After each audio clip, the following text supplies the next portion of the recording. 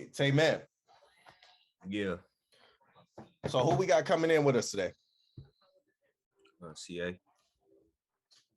What's my boy like? What's good? What's the relationship like? What's cracking? He's just a local rapper that's from the same city as me, man. He older than me, so I don't have no relationship with him. We just got mutual friends and shit. Okay.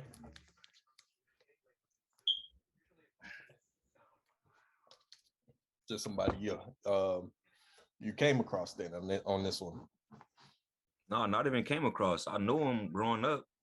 I just never, since he was older, we never hung out out like that. No shit like that. Oh, okay. So I always see him. We went to the Boys and Girls Club together. He recorded there, but he was recording there before I started recording there because, like I said, I was still young. Mm-hmm. So I would just see him recording and doing his music shit in the city, and I would just watch that shit and be inspired by that shit. For sure. So kind of more mentorish, but just not even not mentors, but I wouldn't even say mentor because I ain't never take advice from him. Just someone to look up to, I guess, in a sort of way.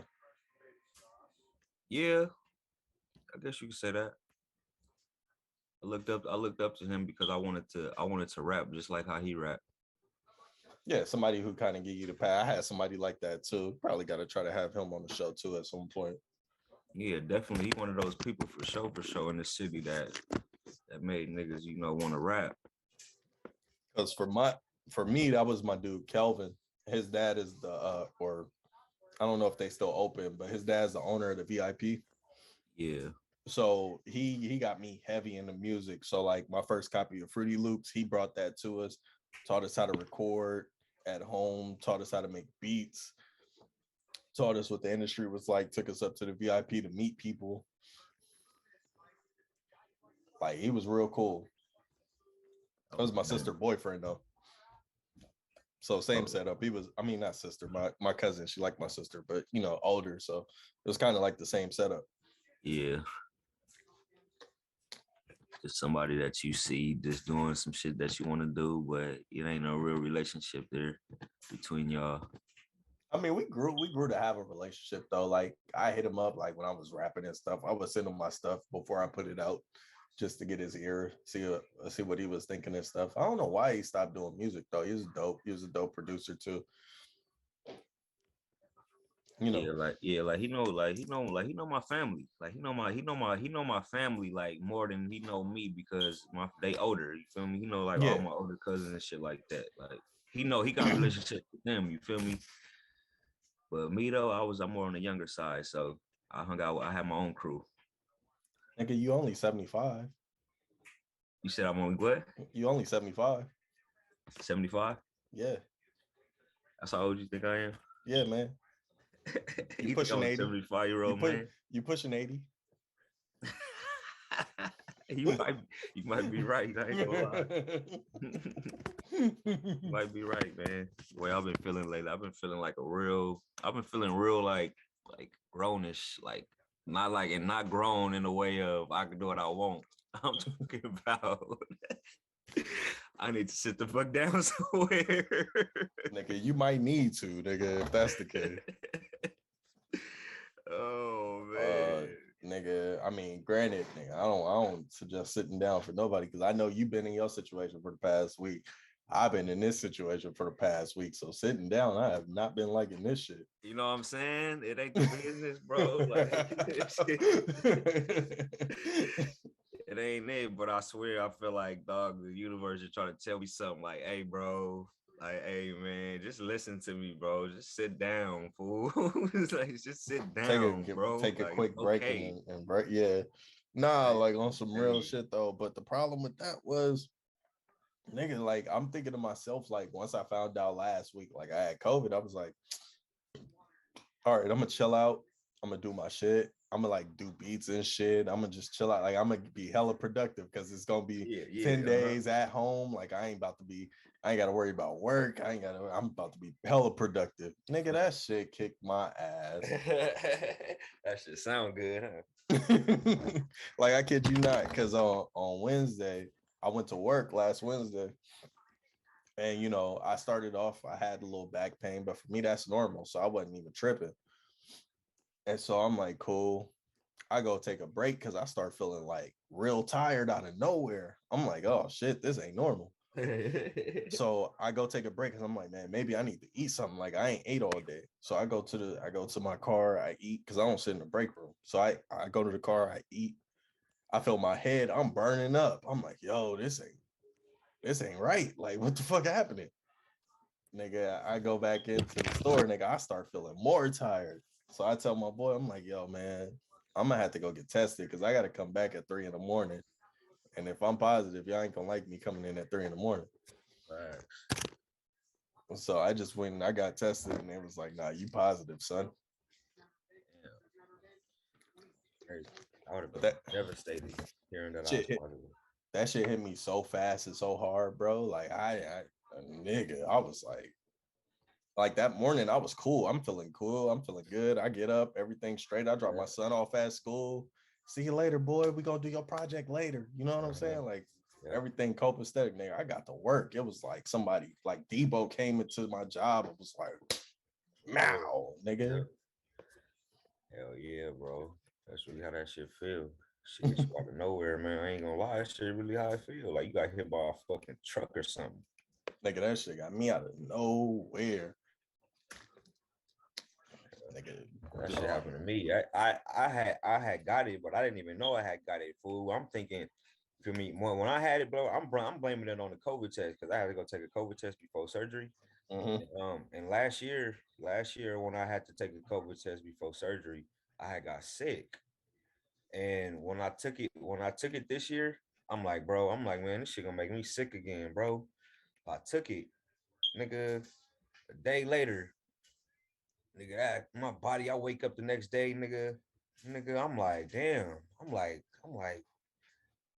damn, something ain't right. Like, I'm like, something ain't right, but I don't know if it's true yet. I gotta wait to see. I gotta wait for it to develop a little bit more because I'm not sure, but I know something don't feel right. Like something is off right now. Like, I don't know if it's I don't know if it's my immune system.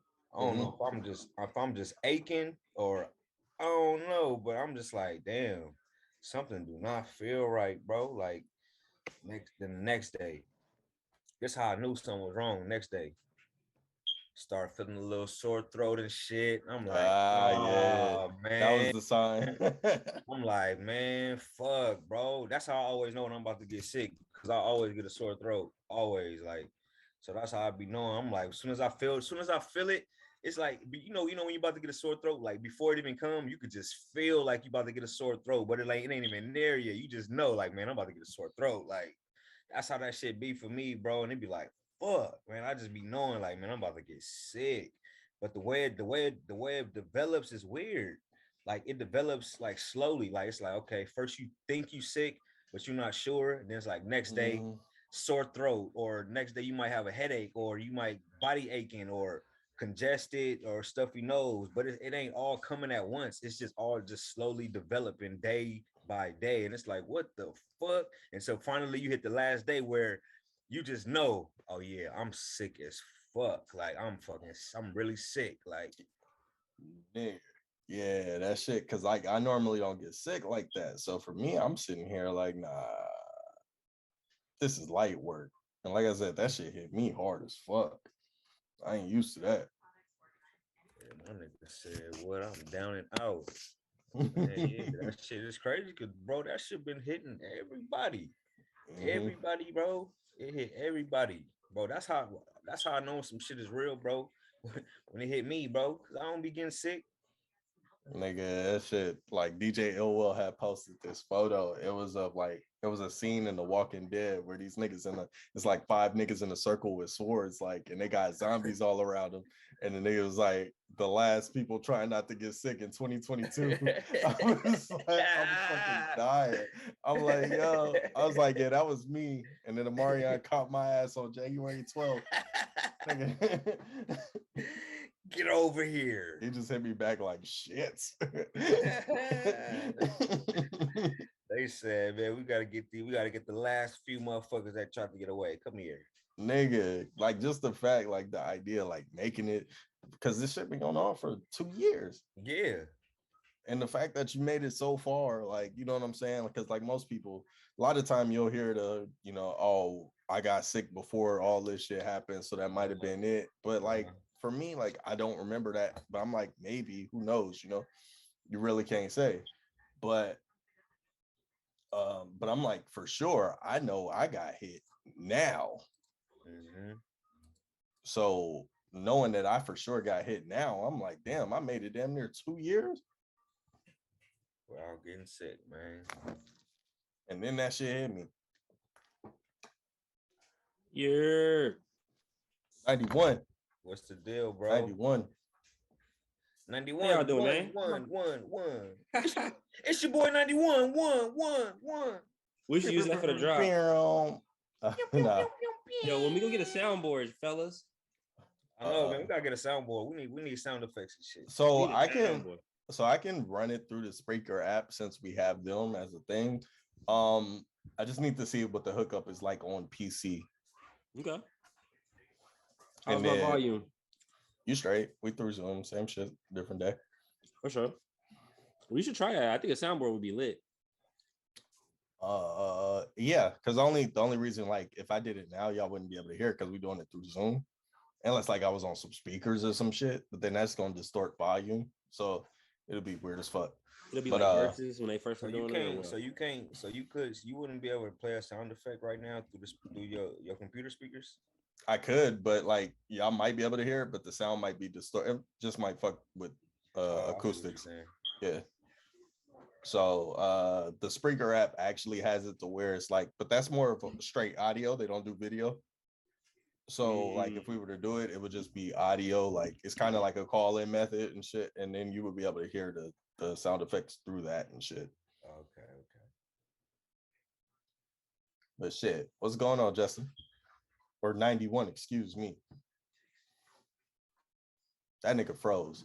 So fuck that nigga. That nigga froze. Every time you try to include this nigga in the combo, he want to fuck up. This how we gonna start the new year. Damn, 91 freezing and shit. That's how we starting the new year's frozen. First episode of the year where we all in, episode number 11. Yeah. But shit. Yeah, we got the whole gang in this bitch. We wasn't talking about shit though, just talking about motherfucking how we basically had a down week and shit. Cause realistically, I was like, me and Justin were both like, man, you got surgery and shit. So like niggas don't expect you to pop up like 2 days later. Like that shit real unrealistic. So niggas is just like, man, let my nigga heal. We gonna figure something out. And then like nigga, all the shit start going and my girl people start catching it and shit. And then literally the day of nigga, I catch it. So it's like let's just take this vacation. It's like I ain't the only one that needs to heal. So we talking COVID, huh? Yeah, we already spoke on it. But yeah, it's for sure. But I'm feeling better now and shit. You know what I'm saying? I don't go back to work till Saturday. Yeah, you sound normal. You don't sound like you've been sick, so that's cool. Yeah. My body that caught back up. But so I had the COVID. Then my nigga Tay finally got his surgery. The COVID. How you feeling, Tay? Talk about that. I'm good, bro. I'm just still catching up on my sleep and all that. You seem like you've been in like extra good spirits since, actually. Yeah, bro. Cause I feel good, bro. Like you know when you, I don't know if you ever got surgery, but you know when you get a procedure and that shit is successful, like, or it's at least you see the improvement like from it. You know what I'm saying? And you feeling good. I noticed the improvement in my life already from it, and I ain't even got the hip yet. You feel me? So I want to know, Tay, what's gonna be your new nicknames? Hipster.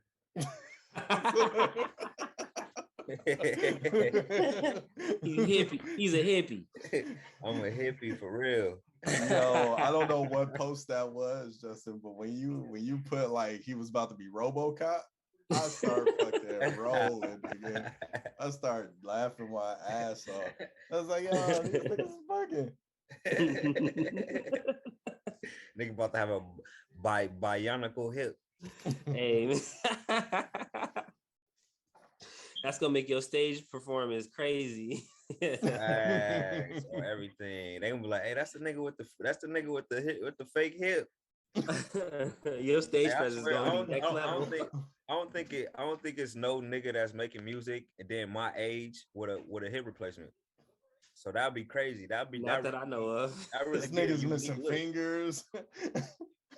Hey, that's the Yin Yang twins. They old. Now somebody else new got a finger missing.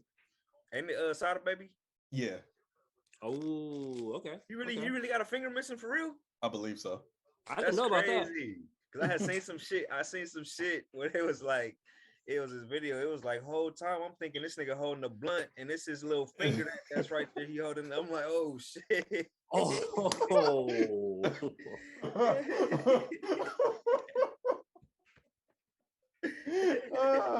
And we are back. Oh shit. No disrespect to Sada, baby, but fuck, that's hilarious. My mama. But that's hilarious though. Fuck with Sada. I mean, hey, we fuck with everybody, but you know what? I made a goal this year. I said, you know what? Because I don't usually make goals, but I say, you know what? We're just gonna keep it 100. Even if I fuck with you, I'm still gonna say what I gotta say. Facts. It's all love. It's all love. We still crack jokes. It's all love. Hey, I'm a comedian. You hear me? No, I'm a comedian, so I get a pass. You know, comedians could joke and shit about whoever, and it's like, you know, this nigga pass.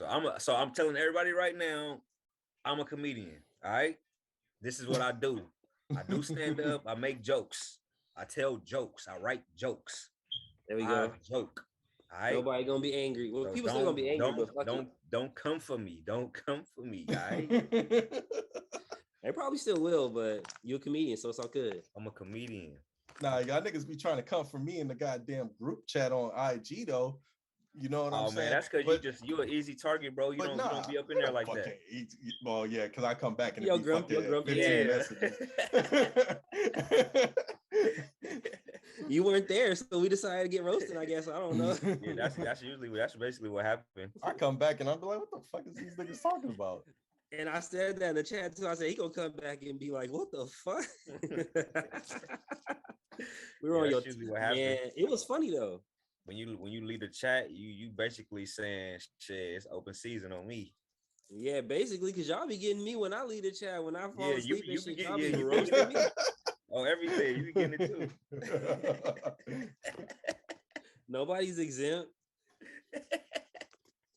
It's all good. Go catch your ass slipping one of these days, Tay.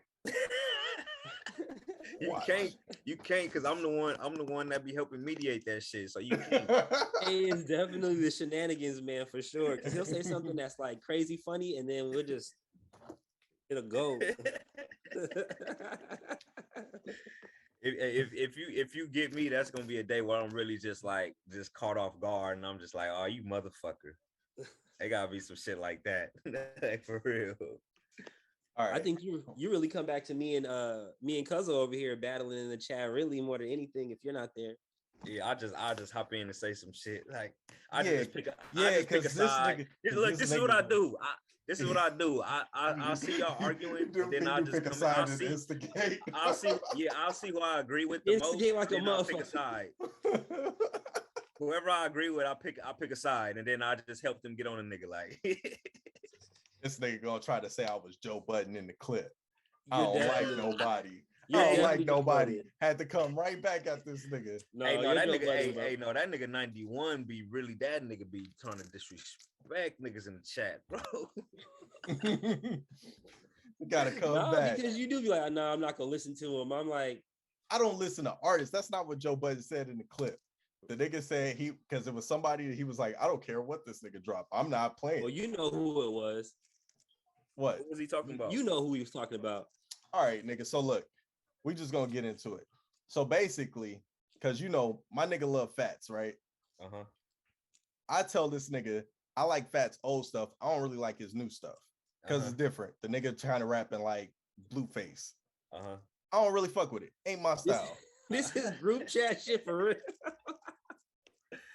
Oh, I ain't ain't say- know all this. I ain't know Nah. you felt Since we're this being way. honest. I'm not saying it's garbage. No, It no, ain't no, for no, no. me. I'm just saying I didn't know you felt this way. No, like it's not like I don't like the new sound, but it is what it is. Okay. Like got I you. like telling the him, I like the really older fuck sound. with it. Yeah, he tells me he really fucks with it. So Uh-huh. I just be Super like, fucks with it. I mean, I guess, like, nigga, if that's for you. But also, since you said Blueface, I never made the comparison because I literally just got on Blueface like recently. You did make the comparison once. No. When you said it, I was like, you know what? That's actually dope, but I like Blueface too. So I don't know. Yeah, the Blueface, whole baby. fitting the bar into the scheme thing, like it ain't my thing. So he basically saying that because that's the one artist I was basically like, I mean, like I don't fuck with the new style. Like it is what it is. Yeah. That wasn't the only one. That's just the funniest one because we No. actually know him. And then the other artists, I just be like, because I listen to the artist, I just don't keep them on repeat like this nigga does. Mm.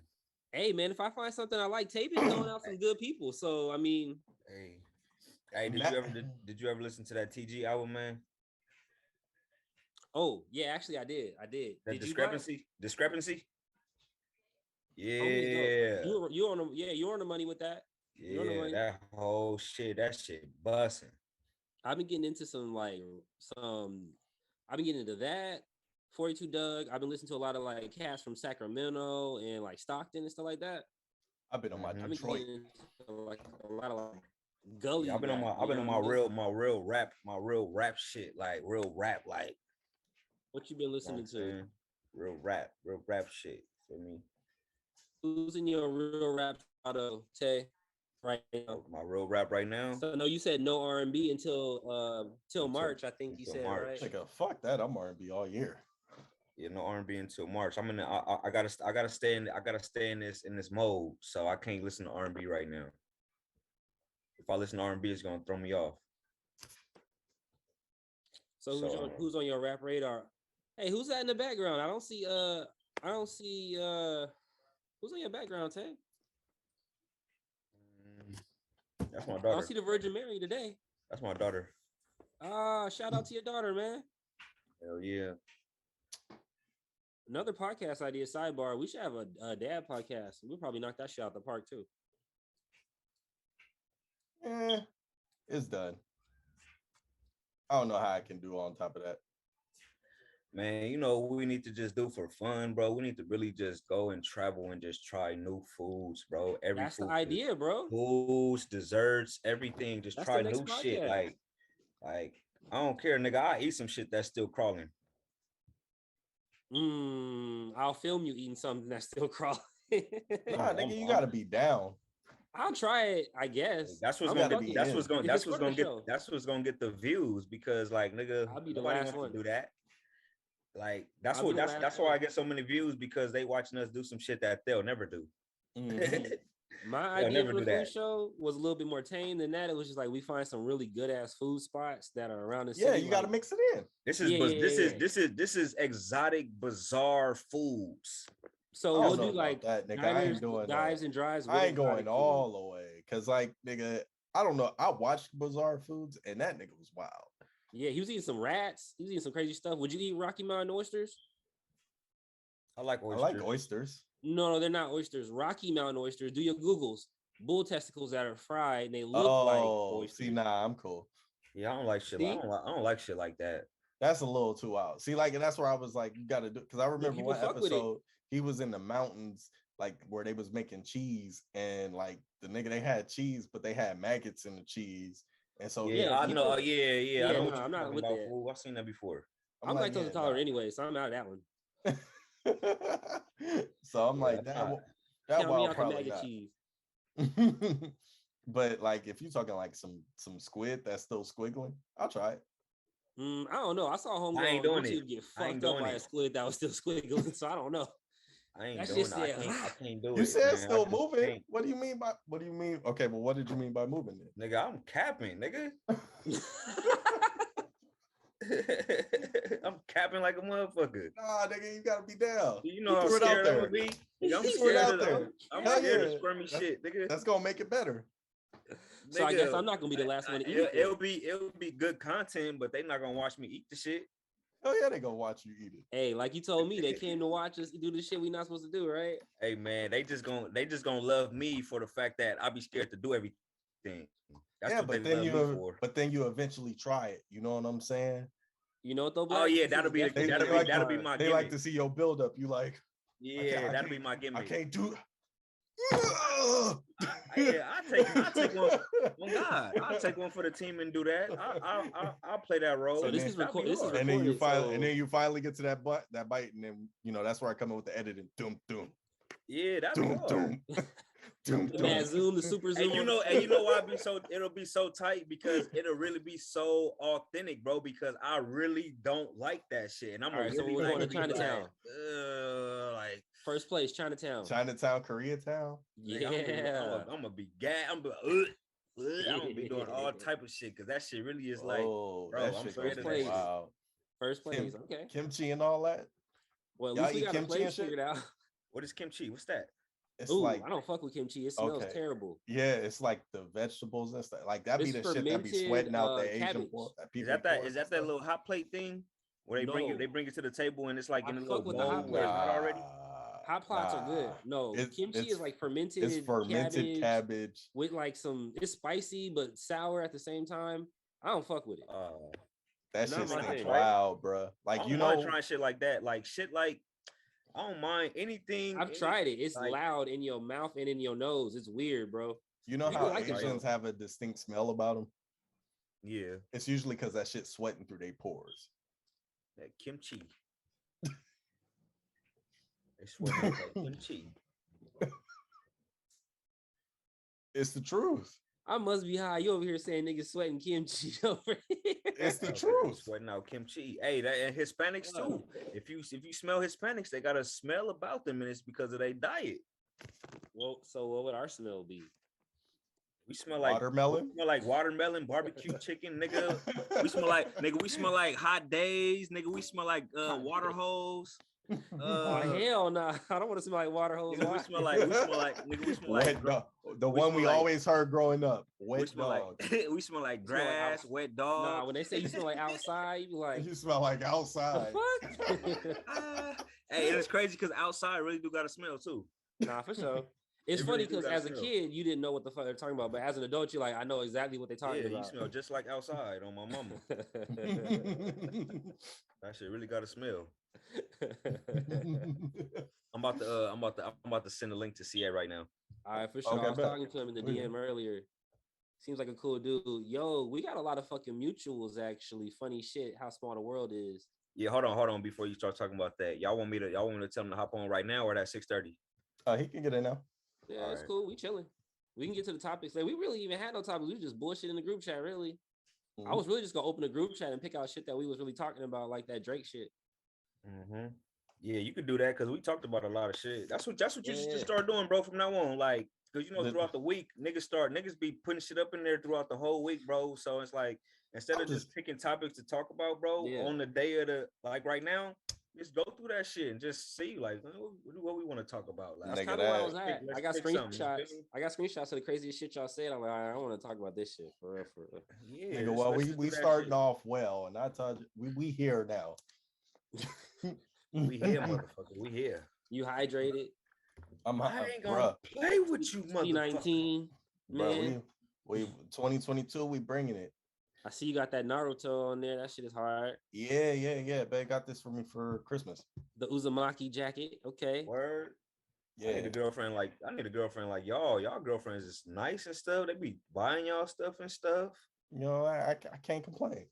Yeah. I mean, shit. I wanna not complain. Mine made me a dope ass lunch today, bro. I had a fat ass lunch. It was dope. It's kind of cool. See, I miss that.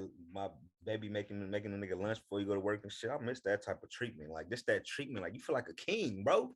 I like it. It's definitely helpful for sure. I'm not even Man, gonna it helps with the confidence. It helps with the self-esteem. It helps with the mind being clear and calm. Like it just helps with everything. Like knowing that you got a woman that really is taking care of you in that way. It's a cater to you type of vibe, and I like it.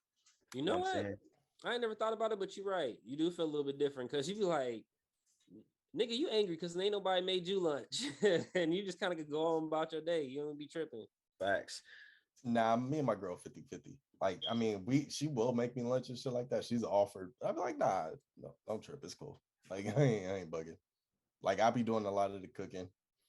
Like, I used to cook a lot, but now she does more of the cooking. I just cook on like the weekends type shit or like breakfast. Nigga, well, if my girl cooks, she's for sure cooking. I'm like a real old school black dad. Like I fuck up on the weekends, I cook on the weekends, and I grill and shit, and I do breakfast. When you getting your uncle slides for the grill.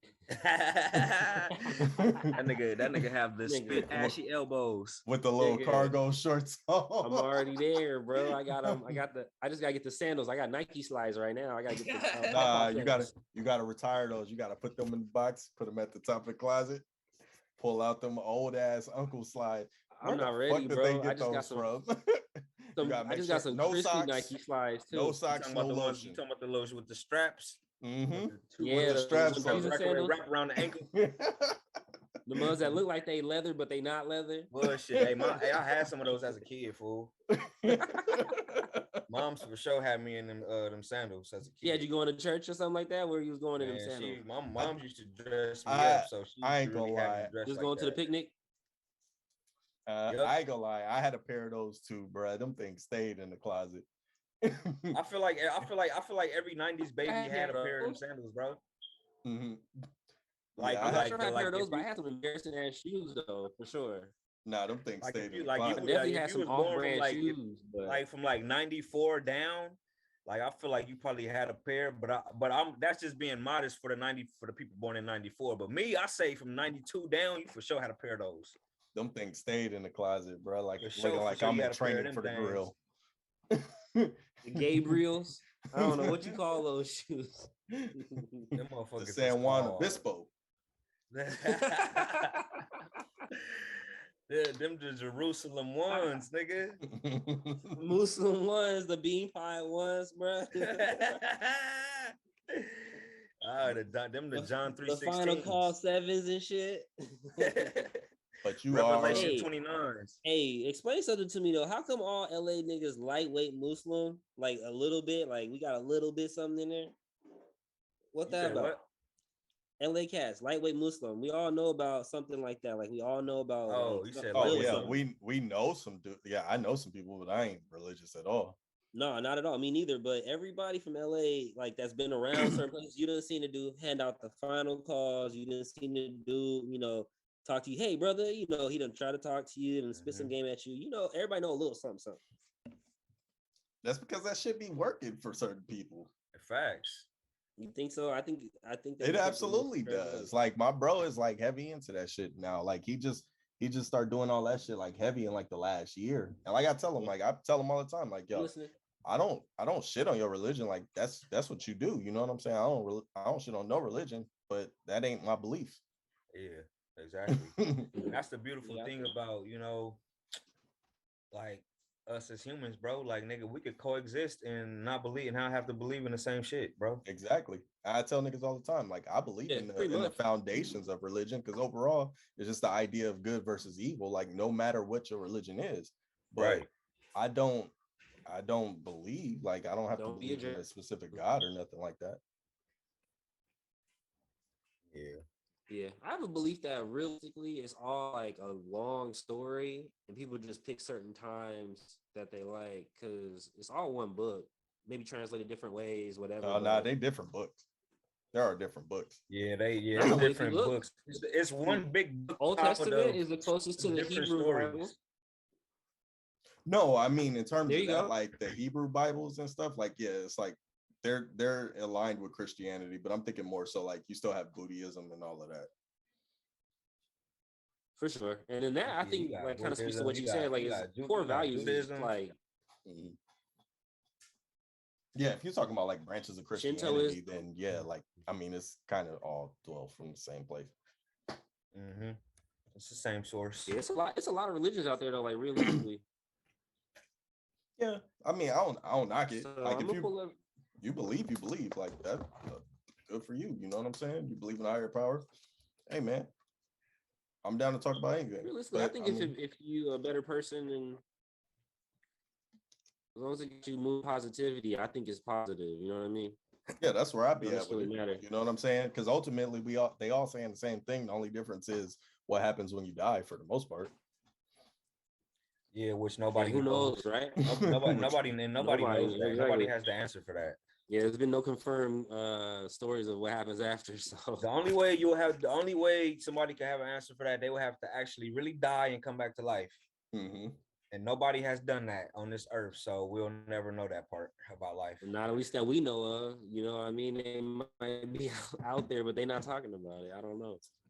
I don't believe nobody died and really came back to life like that, bro. I don't believe in that type of supernatural shit. Like I don't believe that is one human on this earth that's just so special than everybody else that they died and came back. I don't believe that shit, bro. I believe we all equal, we all the same, bro. We all ain't no one human being on this earth that's just like nah, bro. The only nigga that was, and you already know that story, that was Jesus, nigga. Ain't no other Jesus on the earth walking right now that just nigga was Jesus? born like nah. You're stupid. Like what you say? He said Jesus. Stupid. So you don't believe in like I'm not saying I do or anything, but like you don't believe in vampires and shit like that, whatever. Goblins, say it ghouls again? and shit. You don't believe in ghosts and shit like that, vampires, all that type. Ghosts, not so much. I don't believe in that shit, bro. I don't believe in none of that shit, bro. I think I believe in the supernatural. I don't believe in like vampires, obviously, but like ghosts. I believe in a divine power. I believe that we're divine and human beings, but I don't believe in all that I can vibrate with that. supernatural ghosts and spirits walking in. Like I don't believe that people actually saw a spirit. Like I saw a ghost. Like nah, you thought you saw a ghost, nigga. I don't know, bro. I've been to 100 places to go and find ghosts, bro. Like I don't do that. It's literally if you don't like if you believe and you scared that you're gonna see something, bro, you're gonna see something, bro. But if you go in there and you know that the shit is not real, bro, it's gonna be regular. Like you know what I'm saying? Like, power you of the know what I'm mind. saying? Black. Power of the mind. We gotta take a trip to this haunted. It's like an asylum in Downey. Uh-huh. We're gonna take a ride. I'm not gonna say nothing. We just gonna take a ride at night. That's all. Power of the mind, bro. Can we go in? Hey, bro, we could do it, bro. Because we could go in. We have to break in. Well, I mean, but there's no point in just driving around it. No, there's a point in driving around it. There's a point in driving around it. No, we gotta go inside though. If it's haunted, you gotta go inside. Who's gonna like? How else do you know it's haunted? We should get somebody to film this because this ain't gonna be no ghost nigga selling tacos outside on the corner. Yeah, okay, I saw what I saw. I'm just gonna say I saw what I saw, bro. And I didn't even believe in any of this before I saw what I saw, but I saw some crazy shit. What you see, man? Let's talk about it. All right, man. So it's like an asylum. It's abandoned. First of all, it's not like working asylum. There's no one in there doing anything, supposedly, right? Mm-hmm. So we drive by there one night and we're just like cruising. Then they didn't tell me about the whole ghost story before. They told me after type shit. After I saw some shit, and I was like, yo, is that somebody walking around in there? Like, why is the lights on? The lights were flickering in the bottom half and they would turn off. And you can kind of see like someone just. And that shit was mad creepy. I'm not going to front. Shit was crazy creepy. But then I found out that shit is closed. It ain't been open in like 30 years. And then when you do your Googles on why they closed it, it's some freaky shit that happened there. So I'm like, man, I don't know. My nigga, hey, he hate talking about it right now. It's creepy, bro. But I can take y'all. Like they traumatized. That nigga scared. Bro, I saw some shit. I was like, I don't know about that. And then if you ever go to New Orleans and you like drive around, I ain't fucking with NO. I ain't fucking A with lot of the NO, French bro. Quarter is on like a lot of grave sites, so you drive by and you feel like some creepy ass vibes, bro. Like I don't know. I'm No, not gonna say I heard NO was really like one of them places that was really, really hunted for real. Vibes and that spiritual energy in that way is a little different for me. I more so believe in that, but like I don't believe you don't openly just see a spirit. Right, that's how I am. That's how I am. Okay, I rock I with believe that. in spirits and all that shit, but I don't believe I'm finna see a ghost, like, or I see rock a with dead that, but person. hey, you know, a lot of people believe they done just too seen some much. shit. Like, you're not so. finna see a fucking dead person. Like, oh, hey, excuse me, sir. And then you just realize this a dead nigga. Like, no, bro, hell no. So how do you account for people that have like that sleep paralysis shit where they say like they wake up but they can't move, but then they see like something over them type shit? That's like, a lie, bro. Because when you got sleep paralysis, bro, you can't even open your eyes, bro. So how they see some I've heard shit? people That's say a lie, it, bro. You can't even open your eyes when you got sleep paralysis. I heard that you could open your eyes, you can't move any of this type shit. No, that's cap, nigga. I don't know. I've never had it. I had it as a kid, bro. Nigga, you cannot open your eyes, bro. You literally just woke. Like you woke inside of your body. Your body is not doing anything that you wanted to do, bro. But you're up. So you just lay there, and then what happens? You literally gotta wait for your body to wake up. It's literally what it is. You woke up too fast. Yeah, you can't activate your eyes in the middle of that. So I mean, but 91's talking about people like waking up and then they're like stuck like this, which I've heard of. Yeah, I've heard a lot of people say that. And they just saw some shit on top of them, bro. But okay, or like something over there, or something, you know, whatever. For me, it's like I've heard a lot of people say that, so I'm just kind of like that for me just feels like a go-to line. Yeah, like I don't know, bro. I feel like that's cap, bro. I don't know. Like when a lot of people say it, I still feel like it's cap, bro. And for me, no offense, no shots taken. It's kind of like the women that be up in there when they catch the Holy Ghost in church. Facts, you know, nigga, that's cap. You know they be going. I ain't even gonna say, bro. I ain't even gonna say that's cap. They might really be feeling like something is coming over them, but it's not to that extent, to that extreme that they do it. Because I felt it before, and it made me literally want to just like yell and just be happy, like.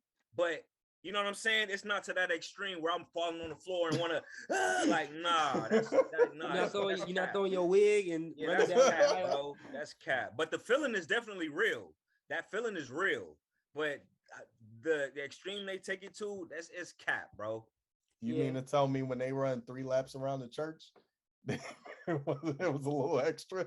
Man, a little spice on there. Nowhere before. Little salt there. She probably really felt that way. She probably really felt a little that way. No, and that's why I agree with you. Like that's where it'd be like, yeah, like the energy, the feeling gets you there. But like I said, like you said, when they knocking each other over and shit and all of that shit, especially them niggas who be in the church getting knocked out by coats, all that shit. Or getting spit on by their pastor. I know y'all saw that shit, right? Nah, hell no, I ain't never seen that. It would have been So it's a clip. I don't know how y'all see it. It's a clip on Insta. Like it's been going around. This dude is talking about. Been throwing elbows in church. That's what I'm trying to figure out. But the pastor's talking and he's giving this long speech, whatever. Long story short, he spits in his hand. And he's trying to basically talk about how Jesus spit in his hand to clear somebody's vision. Oh yeah. Like a parable. Hey, that nigga crazy, bro. And this nigga was standing on stage was about to just accept this. I'm like, and he went boom. It wasn't like a regular spit. It was like a loogie. Cut the clip, bro. Cut the clip. We about to fight. Yo, we fight. Did y'all see the nigga take off on the video of the nigga take off on the dude in church though? Yeah, in like the first row or something like that. He was in the first row. Hey, what you think that was about, bro? What you think that was about? That was over some woman, I think. Bet. It probably was. Miss Bertha. Had to be over a lady, bro. Miss Madison, Sister Johnson. Somebody. Hey, you haven't seen the video? Deacon took flight on that homie. Bruh, hopped up. I got put it in the chat. Let me see if I can find it real quick. He threw his whole body into that punch, bro. He was not fucking around with homie. He had beef from like it was cooking type shit. Yes. Like he done seen some text messages type shit. He had a whole night to think about this shit. And he done saw this nigga at church and just decided to take flight. He didn't give a fuck what the pastor was talking about. It was not the time. He didn't care. He saw him and it was go. That nigga finna catch this Holy Ghost, all right. It was true definition of on TMZ fight. Link. You want me to send it in the text chat? Yeah. Send it in the chat so he can see it. This dude took super flight on. They say he finna keep fuck the Holy Ghost. He finna catch these hands, nigga. Super yes. Bruh, he Falcon punched that dude. He was like, I didn't know we was doing Fight Club in church. He did. First rule Shit. of Fight Club: don't talk about Fight Club. Facts. Well, shit. While Tay's looking at that video, we'll talk about that Drake shit because it's not even a serious topic. It's more like some funny shit. What you mean? It's not a serious topic. We can make it a serious topic. See, my point in this year is to make niggas expand their minds. Hey, why was he fucking her in the first place if he thought he had to do all that? He gotta do that with every girl he messed with. Hot sauce, bro. He gotta do that with every girl he messed with. He shouldn't be messing every with no girl. Nah. You telling him he shouldn't be fucking with nobody at all? No, or fucking with somebody on a regular basis. You know, his little because, okay, but any one of his ops can go do the same thing. You see what I'm saying? Because they looking for the come up. That's the serious talk. Nah, there's no level of trust when you to do with the money and the girls just want to come up. Because I feel like that's uncomfortable already. If I can't trust that, I can't at least just take this off and flush. Why didn't he flush it too? First of all, why did he leave in the? He knew she was a dirty bitch and he set her ass up. Is really what it was. Maybe he didn't know she was dirty, but bullshit, I mean, you have to play under the assumption he would have they dirty. It. No, he knew this one was dirty. He just wanted to get that beat off. So he beat. Nah, and then he was like, number one, you flush. But no, two. Nah, he probably does that with everyone. Nah, I think he knew this one. He does like, I'm gonna fuck this one up. He said, I'm gonna send a message. He made an example out of this one. I think he does. I don't think that's a one-off. I don't think. I feel like Drake is super petty enough to like want to make examples of people for sure. Like, let me see which one of these crazy bras is gonna post this dumb shit that I did to them.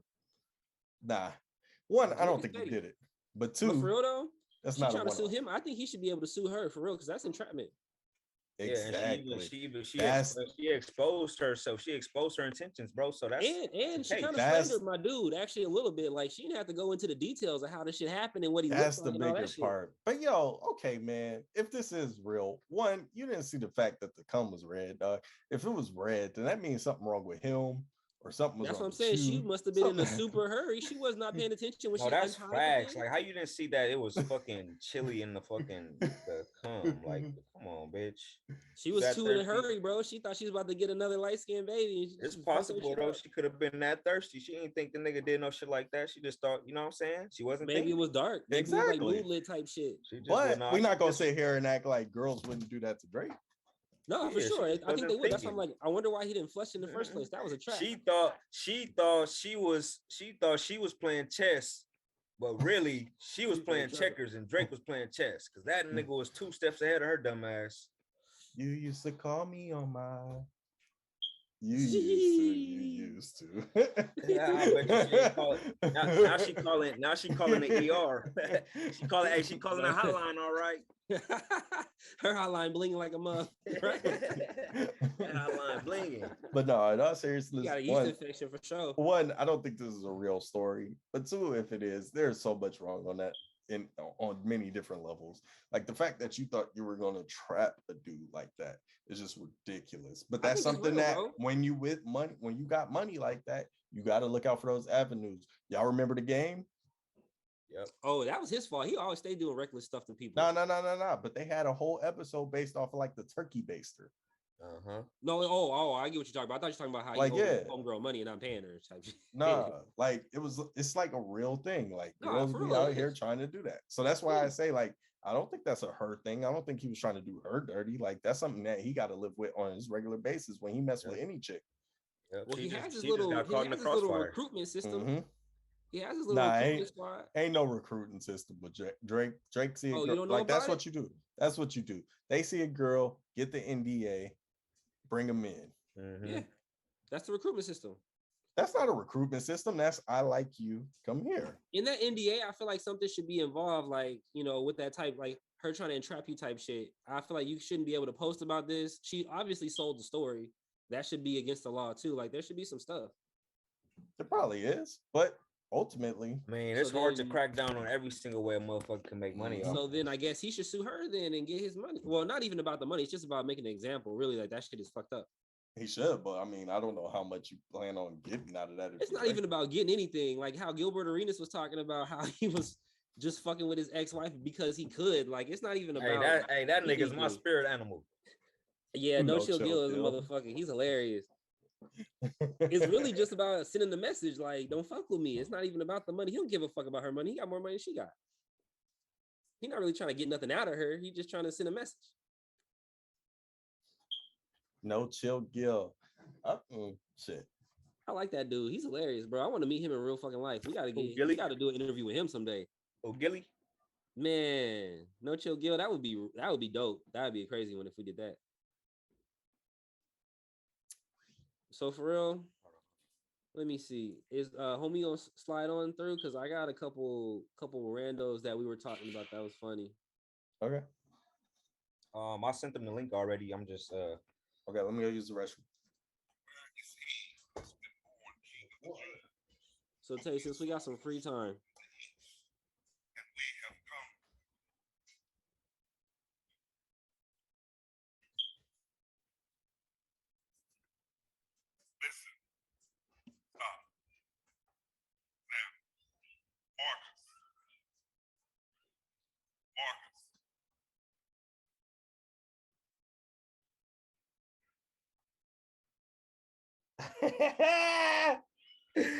Hey, bro. You saw it finally? Hey, that's funny as fuck, bro. The way he walked up to I told you. It looked like that shit was cooking, right? It's the walk up for me. He was thinking about that thing for a little bit. Then he saw him. He like, nah, I need that. Come here. Fuck that. Definition on site. He didn't say, let's go outside. He didn't say nothing. He said, booba. What happened? Oh, you watched the video? Yeah, he just saw the video right now. Bro, in the front row at church. Like, why do you do that? He didn't care. That's why I said it must have been over something serious. It was money or a woman, because any other way he would have waited after church or something. I don't know. He found that too serious, man. He only put $1 in the collection plate. We about to go over here and regulate real quick. That nigga probably put some money up in that bitch. He probably owed that nigga some money. I think it was something serious, bro. It was like a gambling thing. I didn't think about that, bro. Maybe they was gambling after church or some shit. He didn't play him on the pinochle or what? Like, nah, when a nigga owe you money, that shit's serious. So that should be. So you just gonna donate this 10 to the collection plate? You owe me 20. Facts.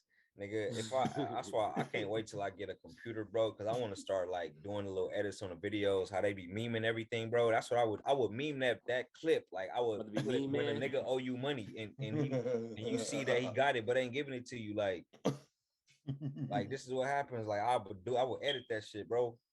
Hey, for real, let's talk about that subject though, real quick. Let's talk about artists not paying people, because that shit is funny when it happens, but that shit is also annoying as fuck. Oh, about artists not paying people? Yeah, like, should you be petty? Because you're an artist, right? So you got one side of it. Baaack is like an executive producer now. He doesn't want to call himself a rapper anymore. So this nigga's a producer now, but getting paid. Why would I do that? I don't rap. Yeah, okay, whatever. Whatever, nigga, whatever. But talk about paying your producer, bro, paying your engineer. I feel like people be trying to slide. I feel like we should embarrass them a little bit sometimes. Man, you know what? The game is full of leeches and bloodsuckers, man. And you just gotta be vigilant of those people, because shit. Somebody who just helped you, you know what I'm saying, by giving you a beat or whatever the fuck. You know what I'm saying? Even if the nigga didn't even charge you full price, you know what I'm saying? Even if he charged you full price, you know what I'm saying? Pay that man. I feel like, you know what I'm saying? I feel like it also depends on your relationships, because like, for me personally, when I was rapping, like me and my engineer, like me and him, we had a rapport. Like I came to every session, money in hand first, tell him like, yo, we're doing at least 3 hours. Here you go. Money in hand, first step. You know what I'm saying? And I'll never forget. One time I'm on the way to the studio, left my wallet at the crib, call him. Hey, yo, Sean, bro, I left my money at the crib, bro. Like, if you give me an extra 20 minutes, I'll drive back, go get it. Oh, no, don't trip. Just get me on the next one. Facts. You know what I'm saying? That's what that shit do. That's integrity. Yeah. Mm-hmm. But see, you already had that rapport. You've been going to him.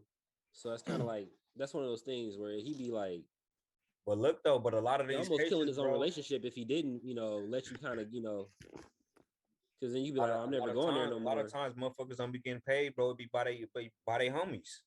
Mm-hmm.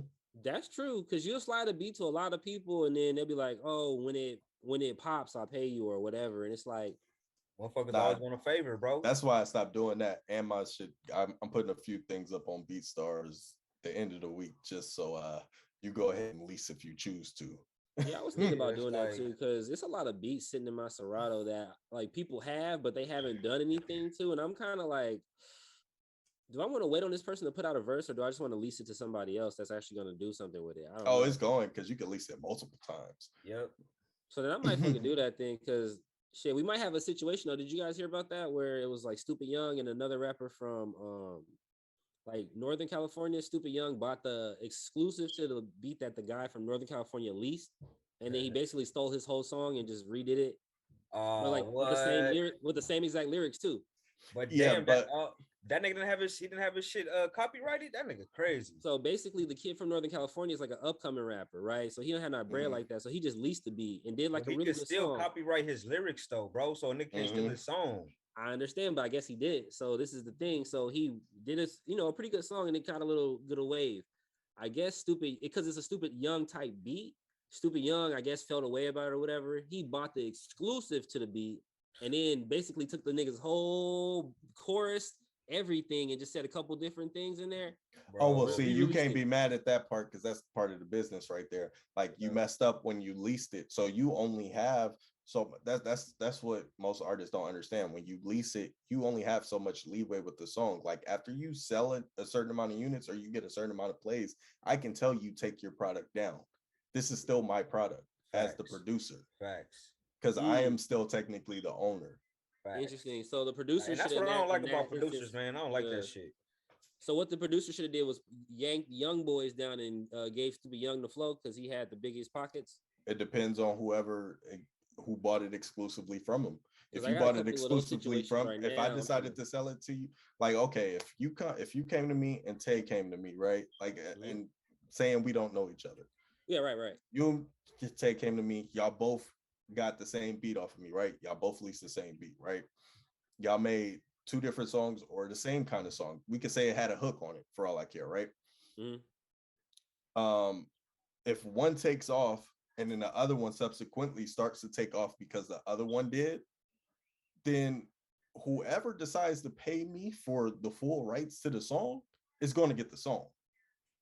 Facts. Okay, I like how you rock. That shit gets kind of dicey though, like. Yeah, but I ain't gonna lie, bro. I don't like that. I don't like how producers be doing that shit, bro. I feel like that's like some real bullshit, like as an artist. Cause it's like, nigga, why the fuck is you selling the beat, bro, 4 different times, bro? Like, why you selling the beat 4 different times anyway, bro? Like, nigga. Okay, and that goes back to 91's whole reason he brought it up, right? The reason why I'm selling it 4 times is because if I give you a beat personally, Tay, there's no telling if that song is gonna come out. So I just gave you, or if you're gonna even use it. So I just gave you the beat. Basically, you letting me borrow it. You basically only letting me borrow this shit. No, not necessarily. Nah, if you use it, not really. If you use it to the capacity that you're going to use it, most often than not, you're going to get the beat. But if you just have it sitting around and it's not doing anything, then of course, like most people just buy beats just to buy beats and they sit on them. What I'm saying is, nigga, if I buy a beat, bro, and I make a song to that motherfucker, I don't want nobody else to be able to buy that fucking beat. That's my thing. That's the era I come from, nigga, where when you buy a beat from somebody, ain't nobody else gonna be able to get that beat, bro. Understandably. So all the shit that's going on now, this is some new shit, bro. Like this wasn't always like that, bro. What you're talking about, you just said you said the key operative word. You said buy the beat. If you buy the beat, you will be the only person to have it. It's the difference between buying and leasing. Or if I just give you the beat, like you're my homie, and I say, hey, here are some beats, use this, and then you're supposed to be using them. A year or two goes down the line, you still haven't done anything with it. It's just a dead beat at that point. So why shouldn't I try to get some money off of it? Right. Yeah. That's more or less what I'm talking about. I don't like how they be like, you could buy the MP3 for 50. You can lease it for 150. You could buy the lease with the stems for 350. Like, I don't like that shit right there. I don't like that. I don't like that shit. So What about that? Don't you like? Because I understand why it's broken down like that as a producer, but I don't like for it an because artist, I it ain't doesn't come make from any that. sense. That's why. And Because I for a producer, don't really understand it. So that's why I don't like it. I didn't come from all right, that. well, I didn't come from buying beats like that. Like I literally I would could break it get down. beats. Like it's really more producer type Fuck shit. all Because that, man. Because that shit's stupid to me, bro. I don't Yeah. like that. I don't know. I I don't think like it makes that. I sense. feel like motherfuckers should sell beats and just sell beats, bro. Not sell a nigga a beat and then have 10 other motherfuckers be able to come by that same beat. Like that's weak to me, bro. I don't know. And that's why I don't really buy beats from niggas, bro. Like I like to get beats from like you. I get beats from you because I know if I get a beat from you, bro, you're not finna get that shit to somebody else if you know you gave it to me. Mm-hmm. Like nigga, I don't like that shit. Like nigga, if you give I me keep a a beat, record. if you I'm give me pretty a beat, organized. if you give me a beat and then I hear you give it to somebody else, bro, I ain't gonna want that beat no more. Like, you know what I'm saying? Yeah, I got files on files. I try to keep my shit separate, but I understand how that shit could happen though. Because if I gave you a beat like I don't know some years ago or some shit, and I fucking go back in the shit and remix that shit, and then somebody else is like, oh, I want to make a song to that right now. That It shit can is happen. hard. Especially if I ain't used the beat check, it can happen. It It happens can a happen. lot, You know what I'm saying? more than It you can think happen. actually. It But happens. then I'm it puts pretty me sure in it a happens more often than it enough. puts You me in a feel me? weird But situation though, because I'm like, I don't want to snake the homie, but somebody's really trying to give me some bread for this right now. So yeah, it's like, that's different. See, I understand that. Like if a nigga ain't using the shit and somebody else come and they want to use it, see, that's different. I would do that okay, too. I would do okay, that too. okay. But So we on the same page. But bro, if I come to you and I'm like, yo, I need that beat, and you give me that Oh yeah, no, beat, that's yours. That's yours. I don't want to hear nobody else with that beat that I fucking love. Like I love that beat. I Yeah. wanted that beat. Like, and somebody else got it. It's like, damn. Oh no, No, as a I producer, get that. And what I'm saying is you have the option to buy it and make them take it off the market. Now, usually it's not up to the price that you want to pay, especially if you're up and coming. But you have the option to buy it That's and where make sure they don't disconnect sell it come to in, nobody that else. price. so that's where Mhm. it That's where becomes big bank disconnect take come little in with bank. me. That price, niggas Mhm. be crazy, bro. Like what? And oftentimes that just I ain't comes come from with oftentimes that just comes with making relationships with the producer. You know what I'm saying? Because if I have it on BeatStars, for instance, right, and like somebody hits me up there like, yo, I like this beat. Okay, that's dope. Like I don't really know you. You know what I'm saying? So I'm gonna leave it up. Right. I'm gonna leave it up there and give people the option, other people the option to lease it, or give that one person the option to exclusively buy it. You know what I'm saying? Yeah. But if Unless you give me some type if it's of somebody like long I story. know, yeah, if it's somebody I personally know, like if I got my BeatStars store up or whatever, and then you hit me up and you like, yo, track number 13 on there, that's the one. I need that. Let me listen. All right, I got you. Send it to you, and I'll take it off. You see what I'm saying? Because that's I get that's you. No, I think yeah, a I get you respectable for thing to sure. do. Yeah, I get you. Yeah, that's a respectable thing to do because you always put another track up there for real. I think it's just people don't be wanting shit to be wasted. I feel like. Mm-hmm. But also, I noticed on BeatStars there is a limit too, to where like you could set a limit to how many people can buy or lease it too. Like there's also types of shit like that where you can say, oh, only one lease per a certain amount of time or type shit. You can really do that. Yeah, they got time limits and stuff on all their stuff, and then So like that kind of cleans it up a little bit too. that's the problem. Again, that's the problem with leasing as opposed to owning your shit. Like if you leasing it, then you don't own it; the producer owns it. Yeah, that's why I feel sketchy about putting my shit on YouTube because I don't really like Nah, how I that never shit put it flows. on YouTube because all you got to do is go YouTube to MP3. Right. So I don't really like. That's exactly why I don't like it. I'm like, nah, because you can take my tag out if you're a good enough Because you gonna run producer. into a nigga like me that's gonna just download your shit. Exactly why I don't put none of my shit on YouTube really. So it's like, I don't know. It's kind of shady. That's why I like really building, like you said, building relationships with people through like Insta, whatever, and then really fuck with them, slide through, and like really chop it up with them. It's authentic, man. When it's authentic, man, it's better that way because I feel like it comes out that way too, better. Like you said, because now once I know you a little bit better, I'm not gonna just send you random beats. I'm gonna send you more like stuff that you are, it's catered a little bit more towards you. It's a little bit more like it's like a care package more than just sending you beats type shit. Yeah. And plus, if I know you and I know the product you're going to do, and I know for sure you're going to use this, I'd rather take your $40-$50 than put it up and take somebody else's $40-$50 and then the next person's $40-$50. I'd rather let you get that beat for the 40 and then it's just yours. Mm-hmm. But that goes back to paying your producer because a lot of people don't be paying their producers, bro. That part too. See, that's the other part. Like, do something of value. Like, if you can't pay me right now, that's cool, but do something of value to the situation. Like, You know, put me on your splits. Put me on, you know, the credits for the song. You know, on DistroKid. Show some type of effort Give me some that merch. you want me to get mines too. Yeah, that's the other part too. And it was bad for me as a rapper / producer, because when I was trying to give niggas verses, like niggas is like, yeah, but them beats though. Like, nah, nigga, I rap. You know what I'm saying, bro? Like, just because I do everything don't mean you was Kanye for a little bit, man. Don't mean that I just want to give you beats all day. And then once you give them the beats, it's kind of like most people, especially if they know you, most people will act like they're doing you a favor. It's like, no, if you don't have a beat, you can't rap. Facts. No, that's kind of a thing though. That is kind of the energy you get from a lot of people like that are rappers around you. You be like, oh, I like your music, send me that. And it's kind of like, that's cool, but what are you gonna do with it? Are you gonna pay me? Are you gonna really make a good song and get some exposure? Because I'm okay with not being paid if the song blows up and the exposure leads to money and we have a relationship, like you're buying some more beats from me. I'm okay with that, but don't just hit me up like, hey, I like your beat.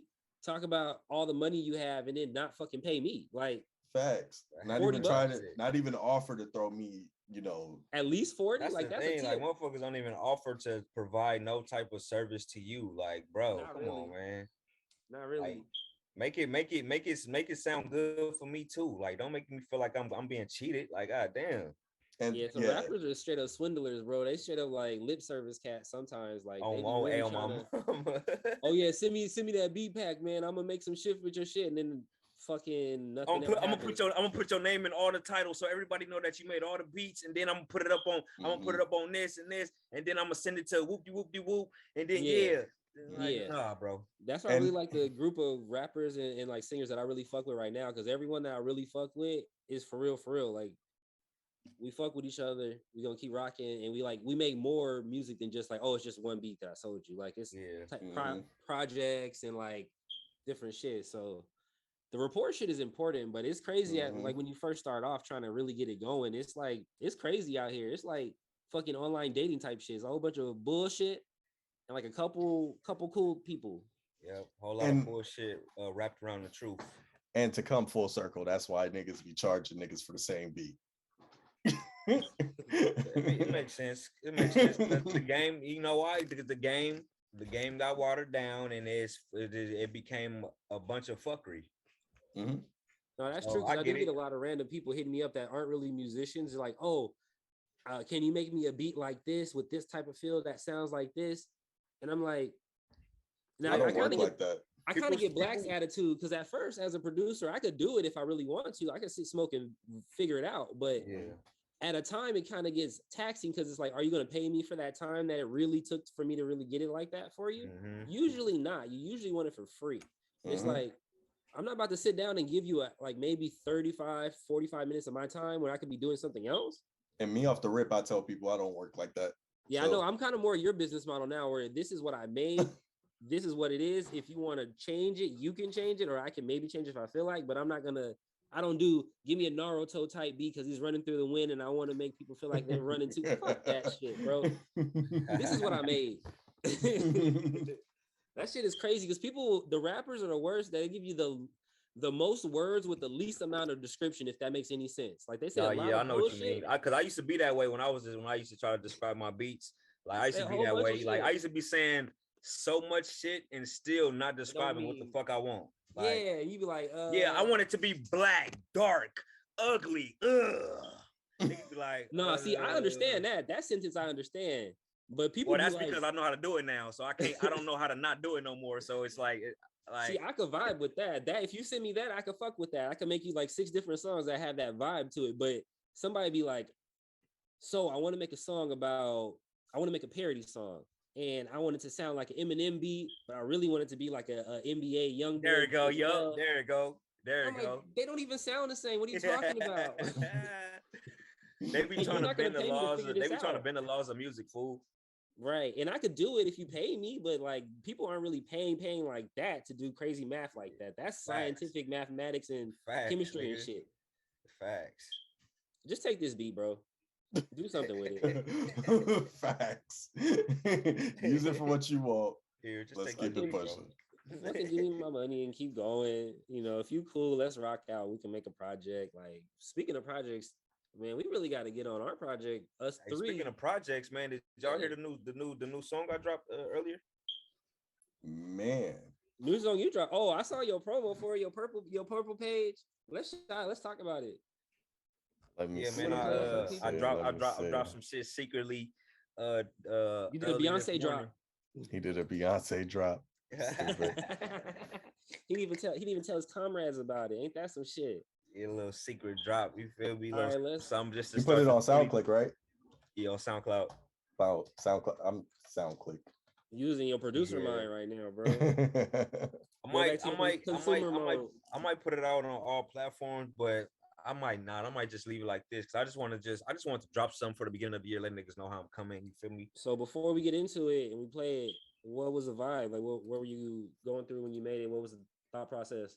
Shit, nigga, I'm on a mission, bro. I'm on a mission, bro. As you see the picture, nigga, I'm on a roll, bro. Like I'm going to get it, fool. I see that. Who did your cover art? Shit's hard. Mm-hmm. You gonna play it, Baaack? Yeah, I'm gonna play it. I just want to turn the volume down a little bit. All right, I keep talking. We'll talk about it after, but no, we can keep talking. Yeah, man, nigga, just you on some just like I'm this the vibe I'm on right now. You feel me? This is the type of time I'm on. You know what I'm saying? So I just want to just start the new year off with my type of time. You hear me? Let niggas know this what we doing.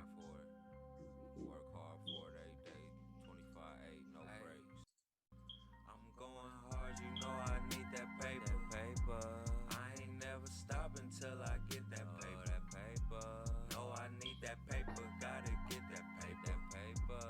Everywhere I go, you know I get that paper.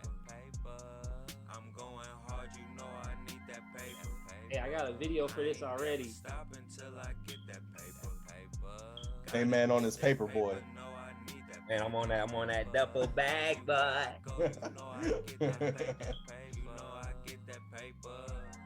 So when did you record this? I did this. I recorded this myself. Okay. Oh yeah, you didn't go to the studio or anything?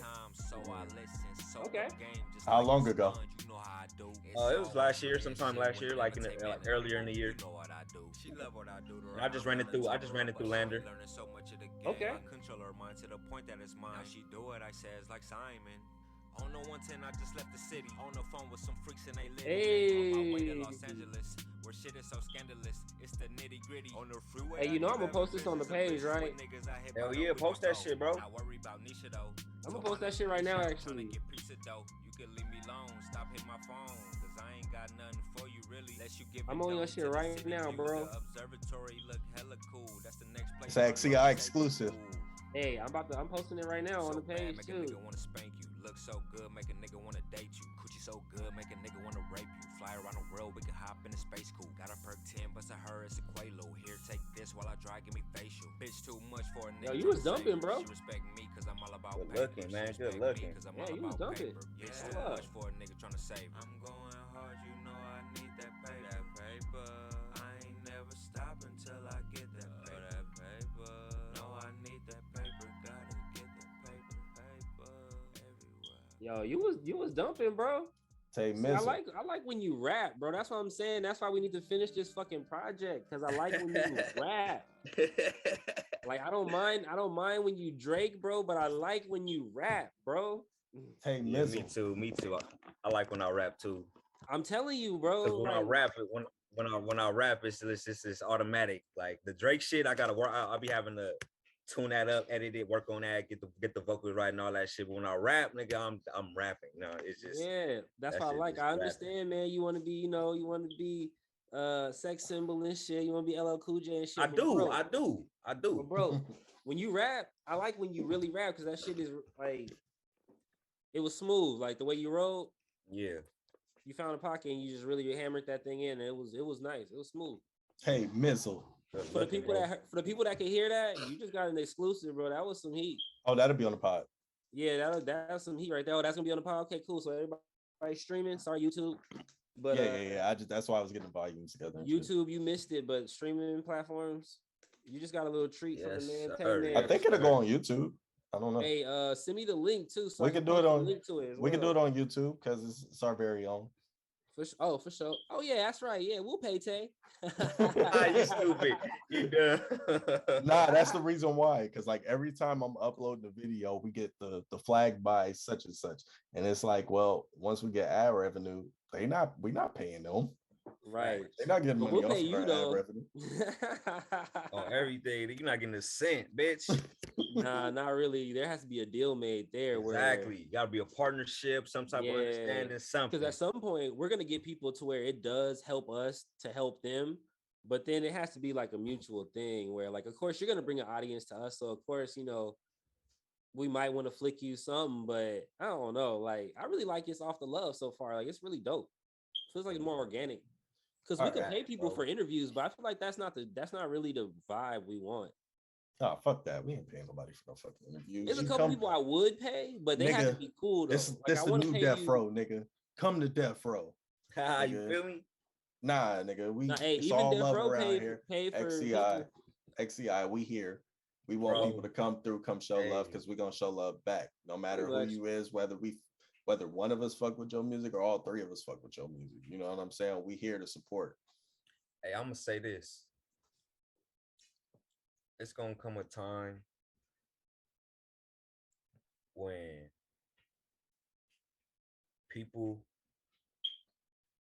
they gonna desire to be a part of this so bad.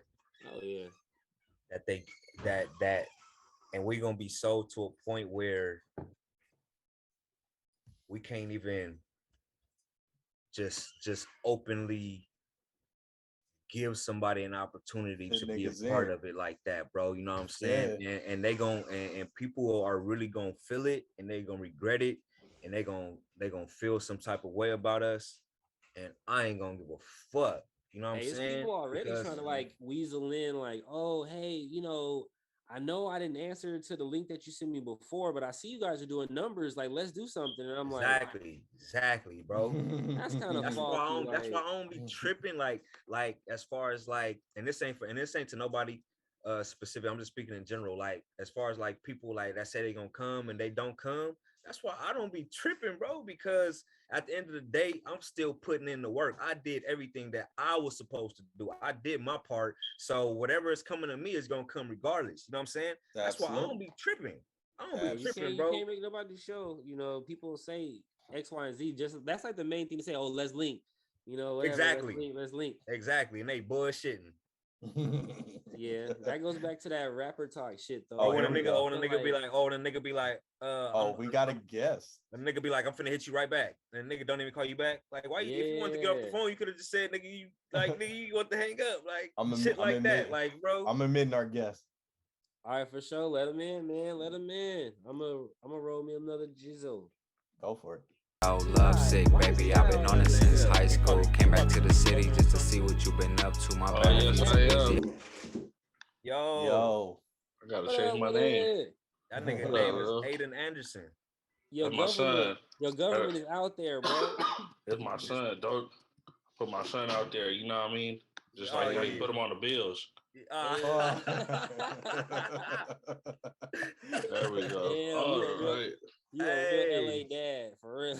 I try to be, man. I'm in Texas, but you know what I mean? I try to keep it consistent, Yeah, I saw that. I wanted to get into that because, fuck, let's just start off, man. Tell the people who you are, and then we'll get into your location and where you're from in a second, man. My name is Dro Boy CA, not Aiden Anderson, okay? Goddamn it. I'm from San Pedro, California, across the bridge from Long Beach. President of Dro Boys. I mean, and just make a lot of music and have a lot of fun with music. Make a hell of a lot of music. Yeah. We fuck with that vibe. That's basically what we own ourselves, man. We basically all make music. We all have fun talking shit about music, talking about shit we like, shit we I know, I seen y'all versus shit. I didn't like how y'all was talking about Busy like that. I ain't gonna lie. I was sitting there. I was looking, I was like, man, I've been following Busy so long. I knew it was gonna happen, but y'all didn't have to say it like that. I was like, damn, man. Wish I was there for that episode, man. We keep it raw, for sure. Hey, we keep it real, bro. We like Busy, but he was on some shit, man. He was a prima donna on that day, man. Nah, they told him to suck his dick, and he went to jailhouse mode. Like, what, nigga? Yeah. What? Oh, My dick, He had a my dick seemed to flashback be for the real. word. Facts, nigga. He had a real life flashback. Was He all had a no bad. more locked doors moment. Yeah, exactly. Oh shit, man. Shit, man. Hey, But- well, we appreciate you checking in, man, and like I appreciate y'all having me. I'm sorry I'm tapping late. in. Nah, Nah, we ain't man, even no tripping, big deal. man. We were just talking our bullshit, talking about our group chat, and really just bullshitting, really. What is happening in the group chat? That's always a fun thing to be a part of. Man, it's the most random shit. I can't pinpoint one thing. I come So- back, like I'll come back and there'll be 20 messages where these niggas talking shit the whole time. And it just all of a sudden, like I'm like, Just yo, what did I cooking 'em. come back to? just cooking them. That's foul. Because if you leave more than like what a couple messages, he got like what 3 or 4 messages before Tay starts saying some reckless shit. It's foul, bro. I got a new job and had to wear a uniform, and I got better pay and everything. Nigga was like, "Oh, Bob the Builder, face ass nigga." I'm like, "Damn, nigga, I'm excelling. Like, Y'all can't damn. even let me excel." Like, damn. I'm trying to do Yeah. good. Hey, that's crazy. Niggas get made fun of for trying to do good. Hey, I'm gonna let This you do nigga good, got but a I'm gonna 9 get to these jokes off. 5. Hey, this nigga, look at this nigga washing clothes. Hey, I think that's nigga 101. We gonna let you do good, but we gonna get these jokes off. Yeah, that's what happened to Dave Chappelle, right? When he got the McDonald's job. Yeah. Oh yeah. That's how it goes. You feel me? Because a lot of it's funny though, because some people really don't be hating. That's how some people show love. Like, Real shit. yo, I see you out here, like, but I can't really say I see you out I here. just got to talk shit about you. I'm gonna make light of Yeah, it's a form of endearment. Yeah, Nigga, I we think gotta we got change that. that That's brain fucked card. Yeah, that's shit. fucked up. That's real fucked up. That's Talk that shit hip hop because a shit, nigga bro. doing good. Hey man, you got your bills paid. You got a new Right? car. You ain't It'd shit. be like but I this. see you. Nah, they'd be like, "Damn, nigga, you just made $1 million. Damn, but you still ain't got no bitches, nigga. You still ain't got no bitches." You Like, nigga, you still ugly as a fuck. yeah, you still ugly. Your shoes still whack, nigga. Yeah. Hit you with that whole skin. Your I clothes still whack. Your shoes whack. Your phone whack. That's why Me, Sharon curved I'm your ass bombing. last Fuck. That shit's fun. Yeah, that's Oh pretty man, much that's how it. it be. It's really, it's for real when somebody just say, "Yo, man, that was dope," and they keep it pushing. I feel like that's a lot more real than be looking at niggas like, oh, give them with that For dog, real? the dog. Oh, turn everything. Oh God, like, wait, hold on. You know what it is? Because we built, we're all in competition with each other.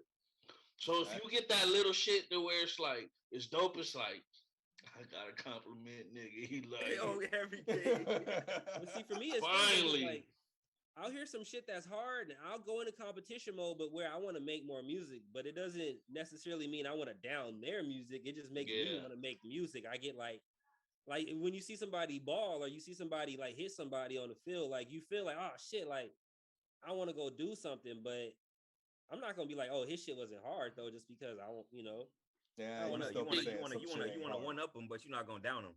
Don't exactly. be lying, Like it makes me want to be get in the down booth for sure, though. It makes me want to get behind a computer and make a beat when I hear something hard. Definitely. that's a gym, though. That's really a gym because I remember being in competition with everybody, and I feel it really hurt me in the long run. You know what I mean? Trying to be in competitive mode rather than just being like, we should work together. I feel it hurt a lot of my relationships. So I feel what you're telling them right there is a gym. No, like speak on that because I feel like what we're trying to build here is more like a co-op, right? Like I said, we're all artists and we kind of fuck with each other on a real tip. Like we make music and stuff like that, but we're trying to build a thing where it is more like, of course, it's competition because we're all artists. We all like, we all come from different backgrounds and have sports and shit and our shit, whatever. But it's family. Exactly. Like this is actually my cousin for real. Tay is family by association because he doesn't know my cousin for so damn long. So he basically family too. So in the real thing, it's kind of like we're trying to build a vibe to where we all are trying to help each other and the people that we interviewed, the people we fuck with, jump up too. Because it's more like if we make a whole bunch of noise together, we can make a whole bunch more noise in separate entities trying to just do our shit. Like, it's kind of ugly in LA now how people be like, oh, I don't fuck with these people because they come from this way or whatever. So we just said, fuck all that energy. We're going to do it more like the vibe way and just, hey, if you vibe with us, we vibe with you. That's the best way to do it. Hey, but speak about it though. You in Texas, man. Like, how'd you make the move to Texas and what brought that on? Was that music related or just money related? Man, you made me look like a real old man out here, nigga. That was relationship related. I got married. Hey, And you was don't look like, old, bro. You talking to two of us that's really in relationships, and then Tay over here, that's the lone wolf. Robot. Hey, robot. you keep slaying, brother. You keep slaying. You got that new hit, Texas, bro. He was hey, hitting in Texas, the women like approaching you. Just Oh, word, they aggressive.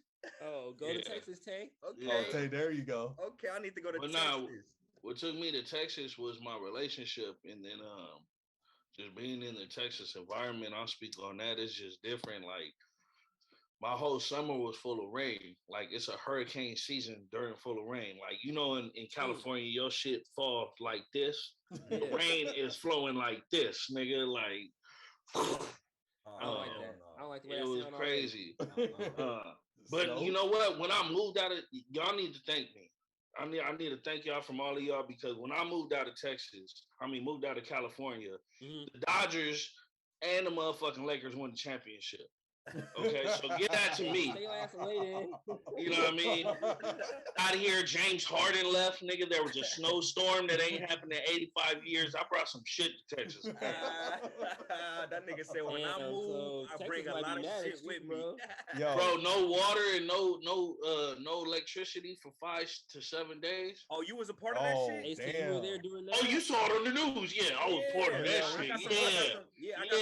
I got some people out there in Texas, and I used to top it up with them. They used to tell me what's going on and shit. Yeah, my cousin's apartment flooded during that whole little situation when everybody's shit was flooded. I hope that nigga got renter's insurance, nigga. For real. Yeah.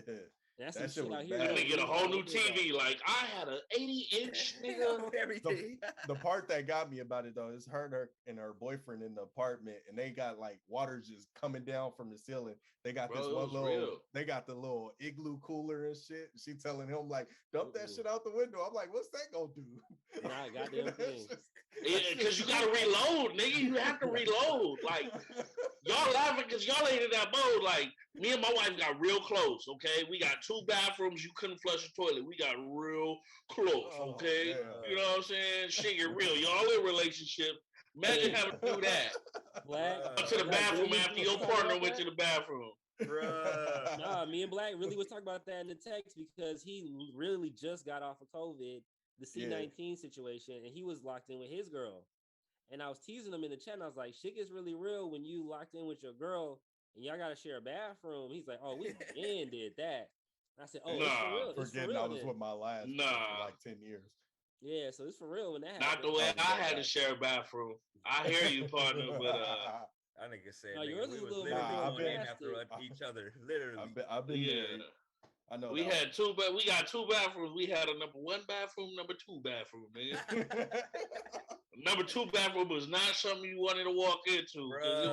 Wow. Yeah, you got real acquainted with your woman, man. Yeah, you know what I mean? We had a real strong bond after that. It's only one bathroom here. I want to ask you a question though, because look, out of LA, I done lived in pretty much every city in LA, Long Beach, Gardena, Inglewood. I just moved to Pedro last April. Where you at? Well, never mind. You on the web. Okay. Good point. He's in the city. Put it that way. He almost snitched on himself though, nigga. I'm around. He almost gave me exact location.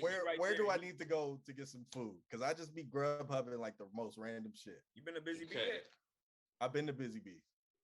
What'd you get? I can't even remember. Did you get a cold sandwich? I didn't get a cold sandwich. I got a hot sandwich. Okay, you got to get a belly buster. Try belly buster. You should go to Bonello's and get a happy roll. It's basically a pizza rolled up into a roll, like a sandwich. Okay. But it's rolled up like a calzone meets a sandwich. Yeah. So that's gonna be on our next show. Our food show. I'm on that. That's on Gaffy, right? That is on Gaffy. Okay, I'm gonna go down there. Yeah. Okay. Y'all got to try that out. I think. Yeah, get it with like pepperoni and meatball or chicken and pepperoni or something like that. Okay, but you gotta word to the wise. You gotta pay cash. Okay, word up. Oh, so you know it's good then if you pay cash. A delicacy out there in the city. Yeah. Okay. That's for me personally, because I need you gotta eat that by yourself. Fool. I ain't get that. You gotta eat that by yourself, man. You might need a moment after that. Like, oh. Yeah, real shit. Yo, do you fuck with the Sandwich Saloon? I think that might be right by that shit. Sandwich Saloon is You cool. know what? I just ordered from there, bro. Like, I ordered a sandwich. It wasn't. They left my fries there. It was alright. Yeah, it's cool. It ain't all that. Bro, I hate to say it. I don't fuck with Sandwich Saloon, dog. Yeah, I'm Dro City'd out, but I don't fuck with the Sandwich Saloon. Who you fuck with I for your wouldn't recommend sandwiches, bro? somebody going there. I'm either going to Busy Bee. Okay. Oh, if you're in Pedro and you got EBT, you need to go down to like 8th Street. Is it 8th? Yup, 8th. They got a little deli down there. You can pay EBT. I don't know if you still do it. Or I'm going to Jersey Mike's, bro.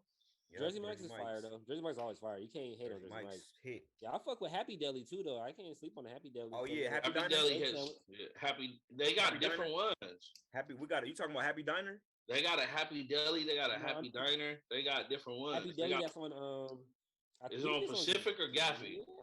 I am coming back. Gaffey, one on Gaffey. Gaffey, yeah. Yeah, the one on Gaffey. So I be making moves, bro. Like I'm on. And then Maui Chicken. Maui Chicken. Oh, the Hawaiian spot, right? Yeah, up there on Western. I be driving. This is how you. Okay. This is how you cheat. You get the shrimp shit, right? The garlic shrimp shit, and then it's only like $2.50. It might be $3 now to add chicken to that. So then you add the chicken to that. Now you got the chicken and the garlic for about $12, $13. So my nigga. I'm on it. Yeah. For sure, that's what we about to do. I feel real fat as fuck right now, though. I ain't gonna lie. Nigga, I'm about to be real fat as fuck. Hey, it is what it is. Shit, we all locked down. I mean, shoot. Shit. Also, they got a Philly spot over there on 19th. It's like called Philly Subs. I used to fuck with that. I think I might have been there before. I like me some Philly Subs. I'm gonna go check that out for sure. That's the only place you gonna get that in San Pedro.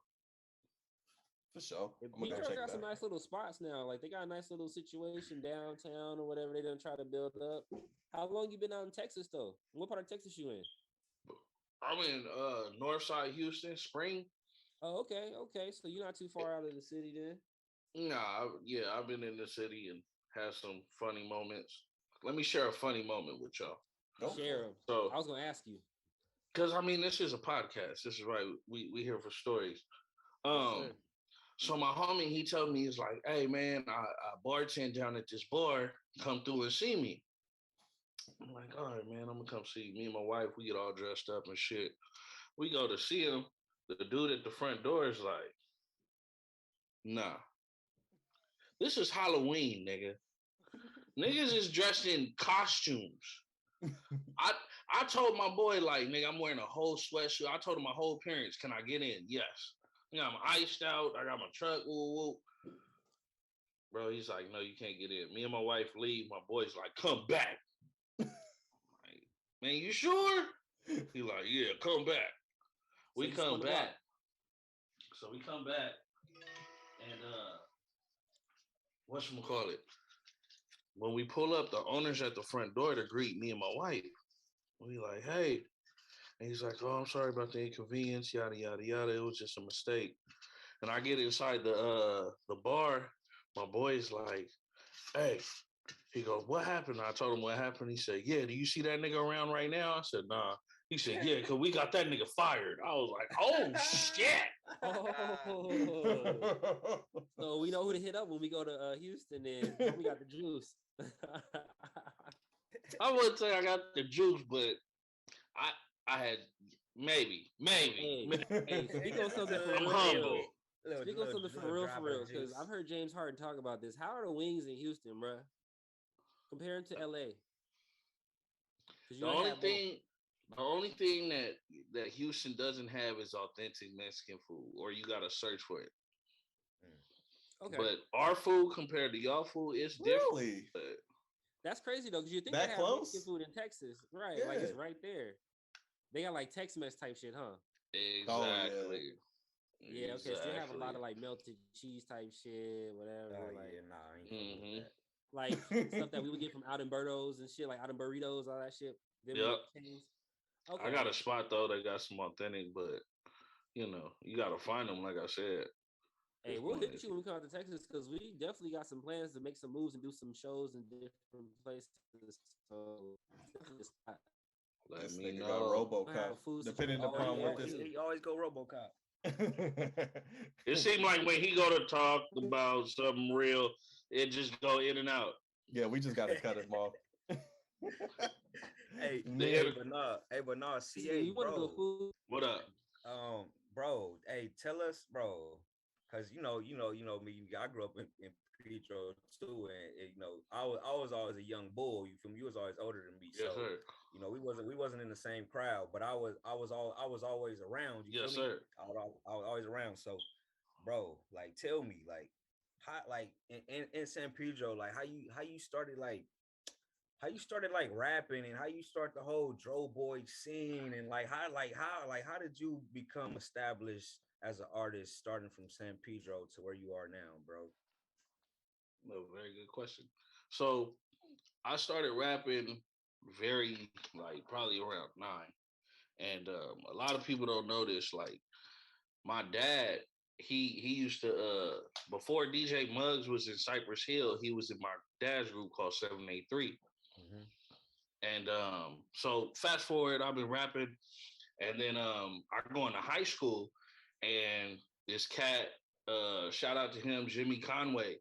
He's rapping. He's known as the big rapper, and I feel like I could take him. Mm-hmm. So I just put out like a diss track at my homie's house, like recorded on like you remember the stick computer mics and shit. Yep. I'm on Cool Edit Pro, nigga. Like I'm recording, and yo. What you say about homie? You remember any of it? nah. Not that particular one. Not that particular one. But But you got this track, okay? but we cool now. We cool now. So I wouldn't How do you wouldn't take it in the wanna say- time though? How do you take that But- diss track? Oh, we went back and forth for a minute. We went back and forth, and the cool thing about mine is that like I through my own knowledge of building up in the studio in this little fake ass studio, I was able to record songs and put them on a CD within the same day. Okay. So like if I heard your track, nigga, I could come with a song the next day and put something out. Okay. And so it wasn't the best quality, but it was quality that our high school people were To fucking put with. together. Yeah. Yeah. So I knew I had won the battle because in one particular time we had done a diss, and it was me and my homies. Shout them out. It was Kyle Pickle, rest in peace. Rest in peace. Oso, Joey Perez, and me. I think that was it. And so we did that track, and then we did all kinds of different beats. I was like, I want to do some fucking 300 bar shit. So we all came with our different type of beats and all had our diss and shit. And we dissed them, and then from there, I just kept recording, bro. Like that's what it really was for me. Like it would get to a certain point to where my homie G Nice, you know G Nice, I'm guessing, right? Yeah, that's my big cousin. Exactly. So G Nice would come to the studio with me, and he would be like, "Bro, how many songs you got?" I'd be like, "Nigga, I got like 23." Like, we'll drop something. All right, you know what I mean. And then through there, doing time and doing time, I've done shows and just getting more serious with it. But like I said, I think what kind of hindered my career from taking off at the time that I would want it to, because now I'm in my 30s, was just not giving people the option to help. Yep. You know what I mean? Like when you feel you at the top of the hill, especially my boy can vouch for me. When you coming from a little Pedro, a little city like San Pedro, and for him, he can vouch for me. I felt I was at the top of the mountain. Like I was an athlete, I was a fucking rapper. You know what I mean? And I was a pretty boy. I was spoiled. Hey, not to cut you off, but hey, you know in movies like teen movies when it's about like high school and shit, and it's the most popular nigga in school. That nigga do everything, bro. That was homie. This was this nigga right here. Nigga had good hair. That nigga was handsome than the motherfucker. Oh, you was Pretty Ricky, what they call it? Was a star. I was buff. High school quarterback. Yeah, Was like, in the paper every week. Like, Was bro, in the paper every week for a position. I I don't think you should have play been in the quarterback. paper. You play linebacker, right? Nah, I played fullback, nigga. I set the most yards. I set the most yards in a season rushing at fullback. bro. Yeah, bro is really he really a nigga in Pedro. No cap. Thank you. That's what's up. So talk to us about how you kind of formed your team, because it seems like you got a nice little squad. You know, the Dro Boys. I didn't looked a little bit. And I see a few people in your squad. It's like a nice little, unit you got. So the way that we started, it was rest in peace, Kyle Pickle, and my boy Stretch, aka Paul Bariani, and the YPMs, the Young Pimp Mafia, as we called ourselves. MySpace, it just came out. We are like, man, us pretty niggas, right?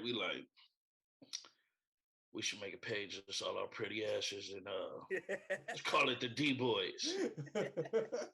So that's how it really started. It was like all for the bitches. And so then I just started incorporating that with more raps. And D-Boys always stood for Dro Boys. So Kyle when we were in high school, God rest his dead, he would always be pushing it. Like I would rap, like I wish he was still alive just to be my manager, because as much he knew how to push my music. I'm not a good pusher of my music. I can make a gang of music, but I don't know how to push it. He would push it on people. And so then evolving, we got up to DroBoy Kenny and DroBoy Twins, and DroBoy Twins always been down for the longest. And we inherited DroBoy Kenny, and just it just took off from there, like with it in Takeoff and Gambit, and just everything kind of really took off from like those mixtapes that we was making that I was making in high school. Okay. Shit. That's dope as fuck. I didn't expect all that. Got a it was just mentioning it, and then it was just like, all right. It came to a day with my dad. He was just like, yo, with your Dro Boy shit, you should brand it. Like, it sounds good. You get a following. You need to make a logo. So the actual first logo, the weed leaf. Hold on. Yeah, show us. Let us see something. Yeah, I saw. I did this one with the actual weed leaf right there. Yeah. That one's actually made by my uncle. Okay. And a lot of people don't know that. Shout out to the So he made that logo, and a lot of people gravitated to that logo, whether it was either weed or it was San Pedro. We just kept going. We kept going. My boy Kenny met with some other designers. We made this brand to keep it clean, because we had certain people that was like, yo, we rock with your movement, but we can't wear the weed. Yeah. So corporate it shit, was what it was. But you gotta make business moves, Exactly. Moves, you know what I mean? Exactly. Well, one of my questions I want to know, like, you kind of skipped over it, but I definitely want to know, and it's what I ask everybody. I was waiting for you to ask this one. Because you kind of skipped over it. So you said you started rapping at 9. So when and how was the moment you start rapping? Like, what happened? Oh, man. I think when I started like rapping, I remember the first, when I had a notebook, started writing this shit, and I always used to be in my dad's studio or whatever, just listening to him and doing his shit. And it came down to the point where I was like, man, I want to write my own shit.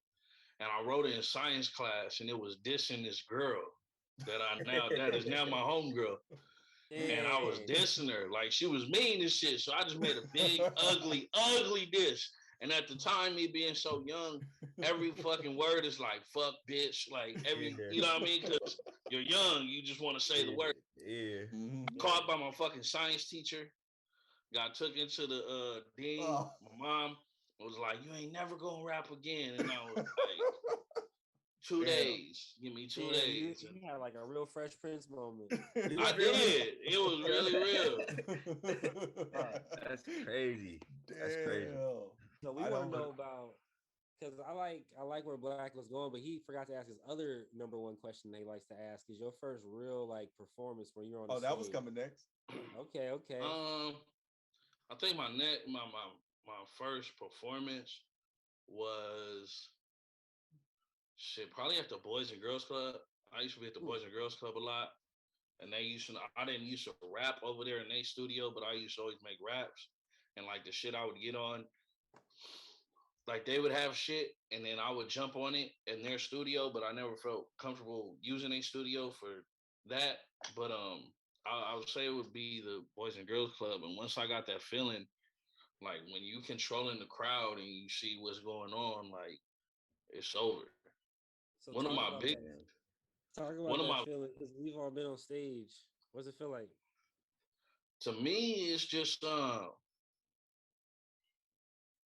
guess it's like truth, like not truth, but it's just like That's where you're supposed to be. you can't really explain it. You can't like because the music that you create through your head, through your beats and stuff like that, and to see a whole wave of people operate with it is just unexplainable. Yeah.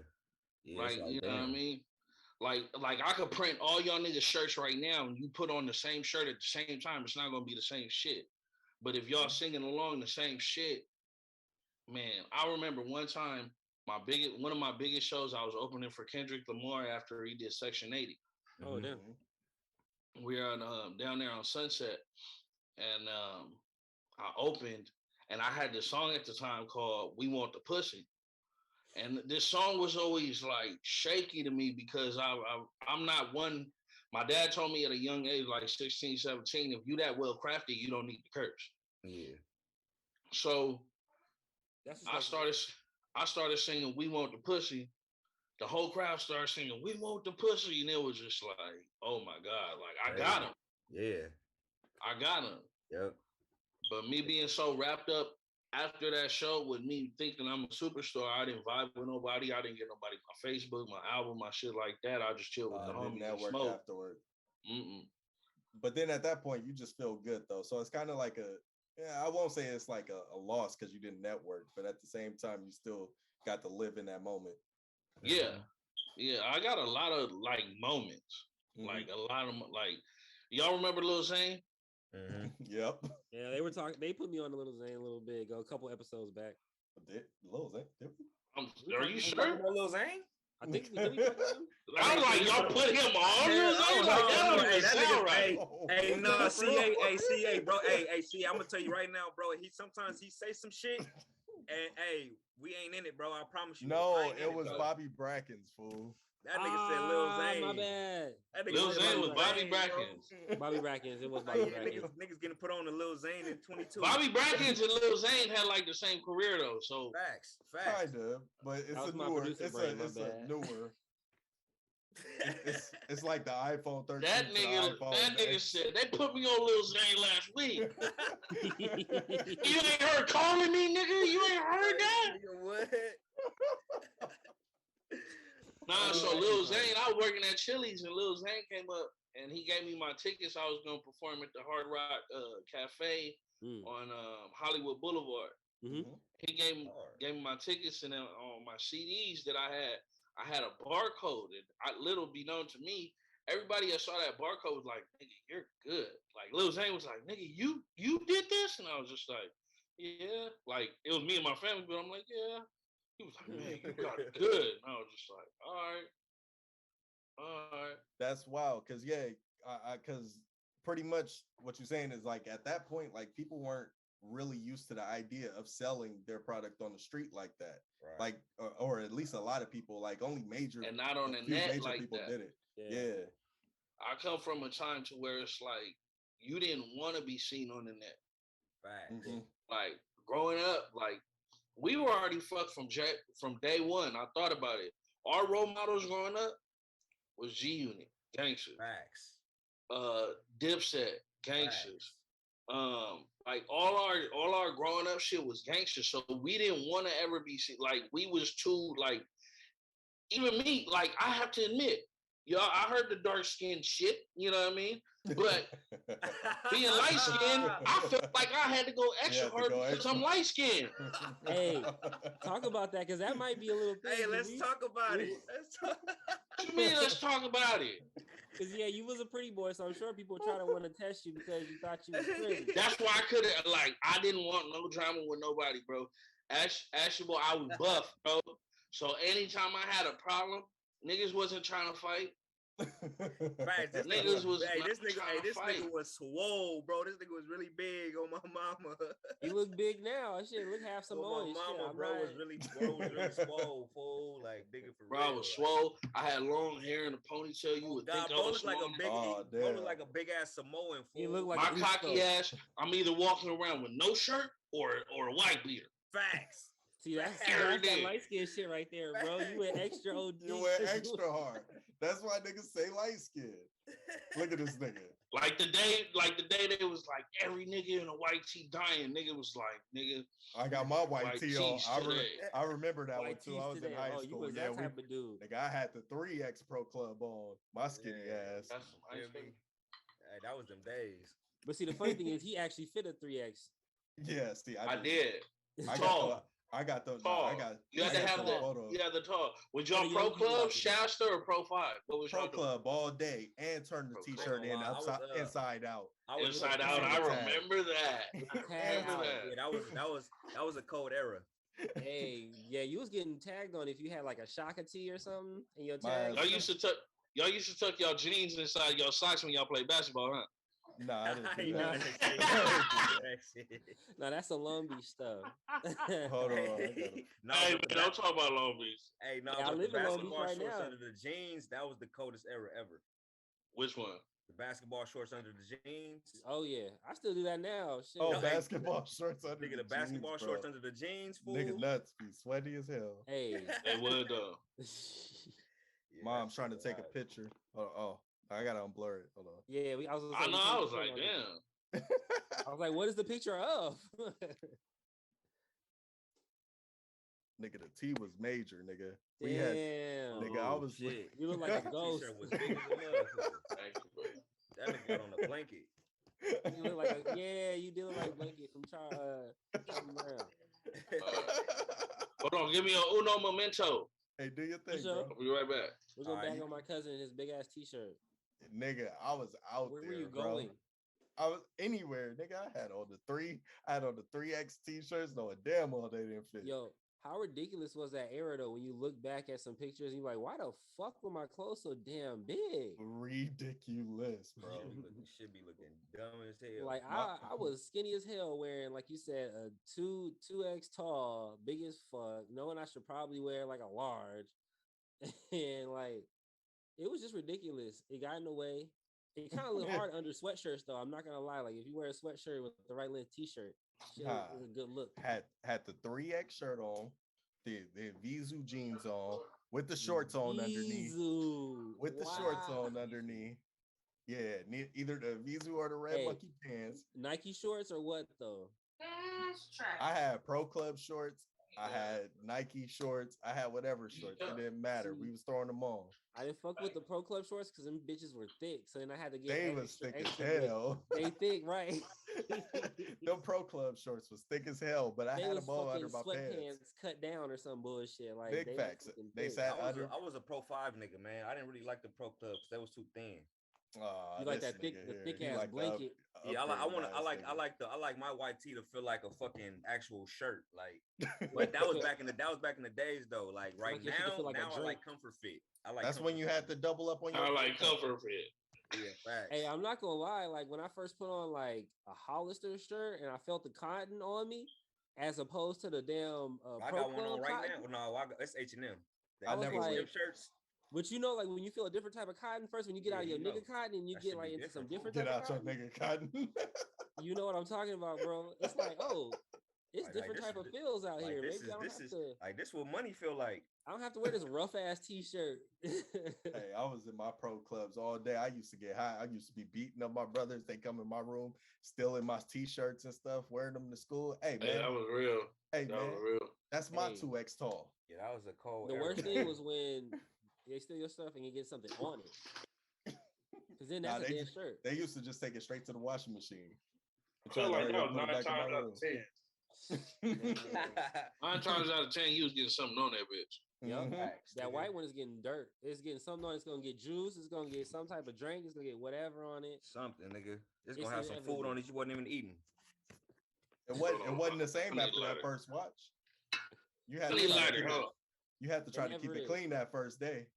It If get you rough. ever Like, wanted to rewear that thing, Actual. like super Actual. fresh, you had to try to be super clean. Facts. That's You know what? something You that know we what I really used to gotta do? think You know about. what I used to do? This is what I used to do, bro. I used to wear sweaters, even if it was hot, nigga. I wore a sweater. I ain't give a fuck, nigga. I'm wearing this shirt tomorrow, nigga, without no sweater, thinking that, and it's gonna be fresh to everybody. Hey, the worst part though, I did that before, but I don't know if you remember when Adidas gave them the sweaters with the fleece on the inside, Yeah. and that fleece Oh, would get so stuck it to would your like fucking start shirt. coming off.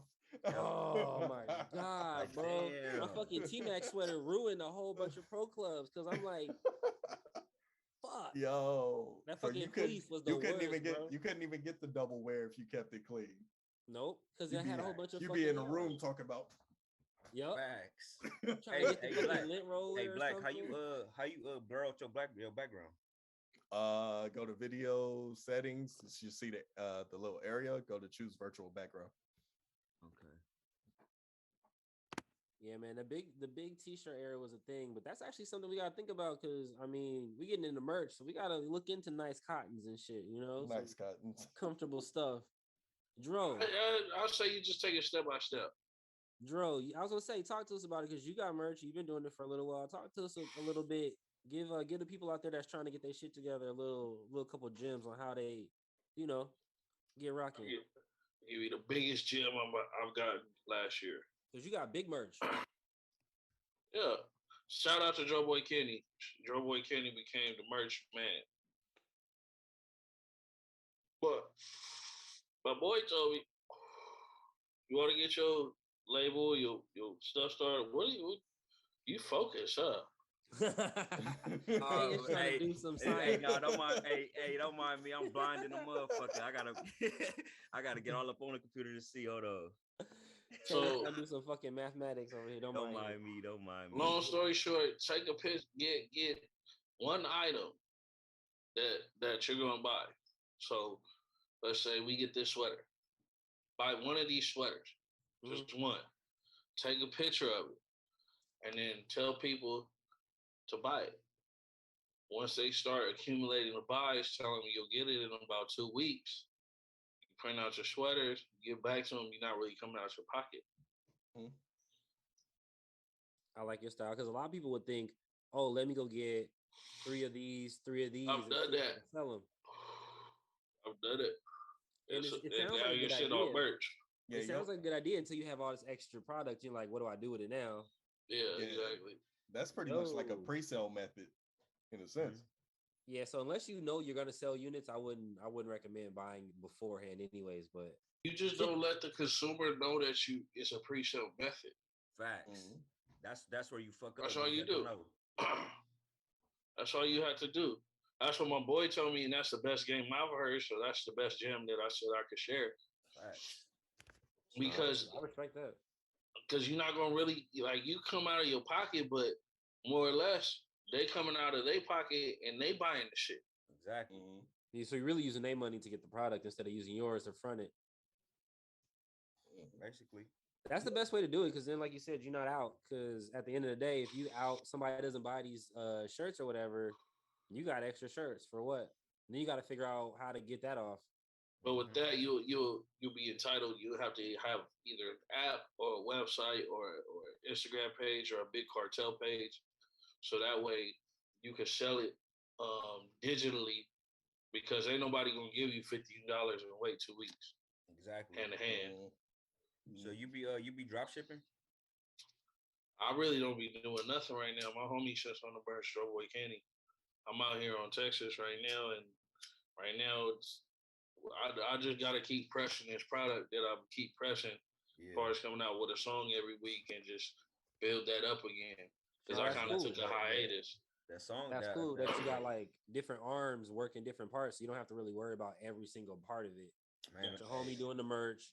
Facts. You work on the artist stuff, so you can really lock in on that. And then you pretty much got the business. You got the business intelligence and wisdom down pat. You know that you can't do everything by yourself. Right. It took a while to learn that though. It get tiring, right? Yeah, it took a while to learn that. It's way more relaxing and peaceful when you got people that you could trust to handle certain shit that you know you're not capable of doing. It's soothing, but it's also more like you said, it's like a football team. Like if you play a franchise on a football team, it's just different attitudes, different aspects, different mentalities. Some people are doing it for them, and some people are doing it for us. You know what I mean? So not to say anybody's ever done that, but it's just that's what comes along with that. Yep. That's why it's important to have that understanding, or at least have a rapport with that person. You know what I mean? Yeah. Having that general goal helps. Definitely. Shit, you said a song a week? Did I hear that right? Or a song a month? Song a week. Song a week. Shit. Song a week. Every Friday. What was the last one that you just dropped? The last one that I dropped, I believe it was Rest in Peace. I've seen a lot of people like posting on Instagram like that they had lost somebody and they had died, and just a lot of people, even from San Pedro. Yeah, when you posted that though, but that was when you had posted that, I was like, damn, because it was right after I was listening to the what's it called? Coasting, rolling. Yeah, coasting. That's the first one. Post and Smoke. Yeah, there we go. It was right after I was listening to that. I'm like, damn, he dropped something else. And I'm like, I listened to it. I'm like, damn. And I ain't gonna lie, when I was listening to it, I'm like, hey, I really needed to hear this shit right now. You feel me? Because everything that was going on, like the way I was feeling, I just, it was just a whole bunch of shit going on. Niggas hearing about so many deaths close to home, people getting sick. I got people in the hospital and shit. Like, so it was just a lot. You know what I mean? Like, and when I heard that, I was like, damn. I was like, okay, I see what bro doing. Like, bro really making music, but he not just making music. He really trying to push a message, push an issue. You feel me?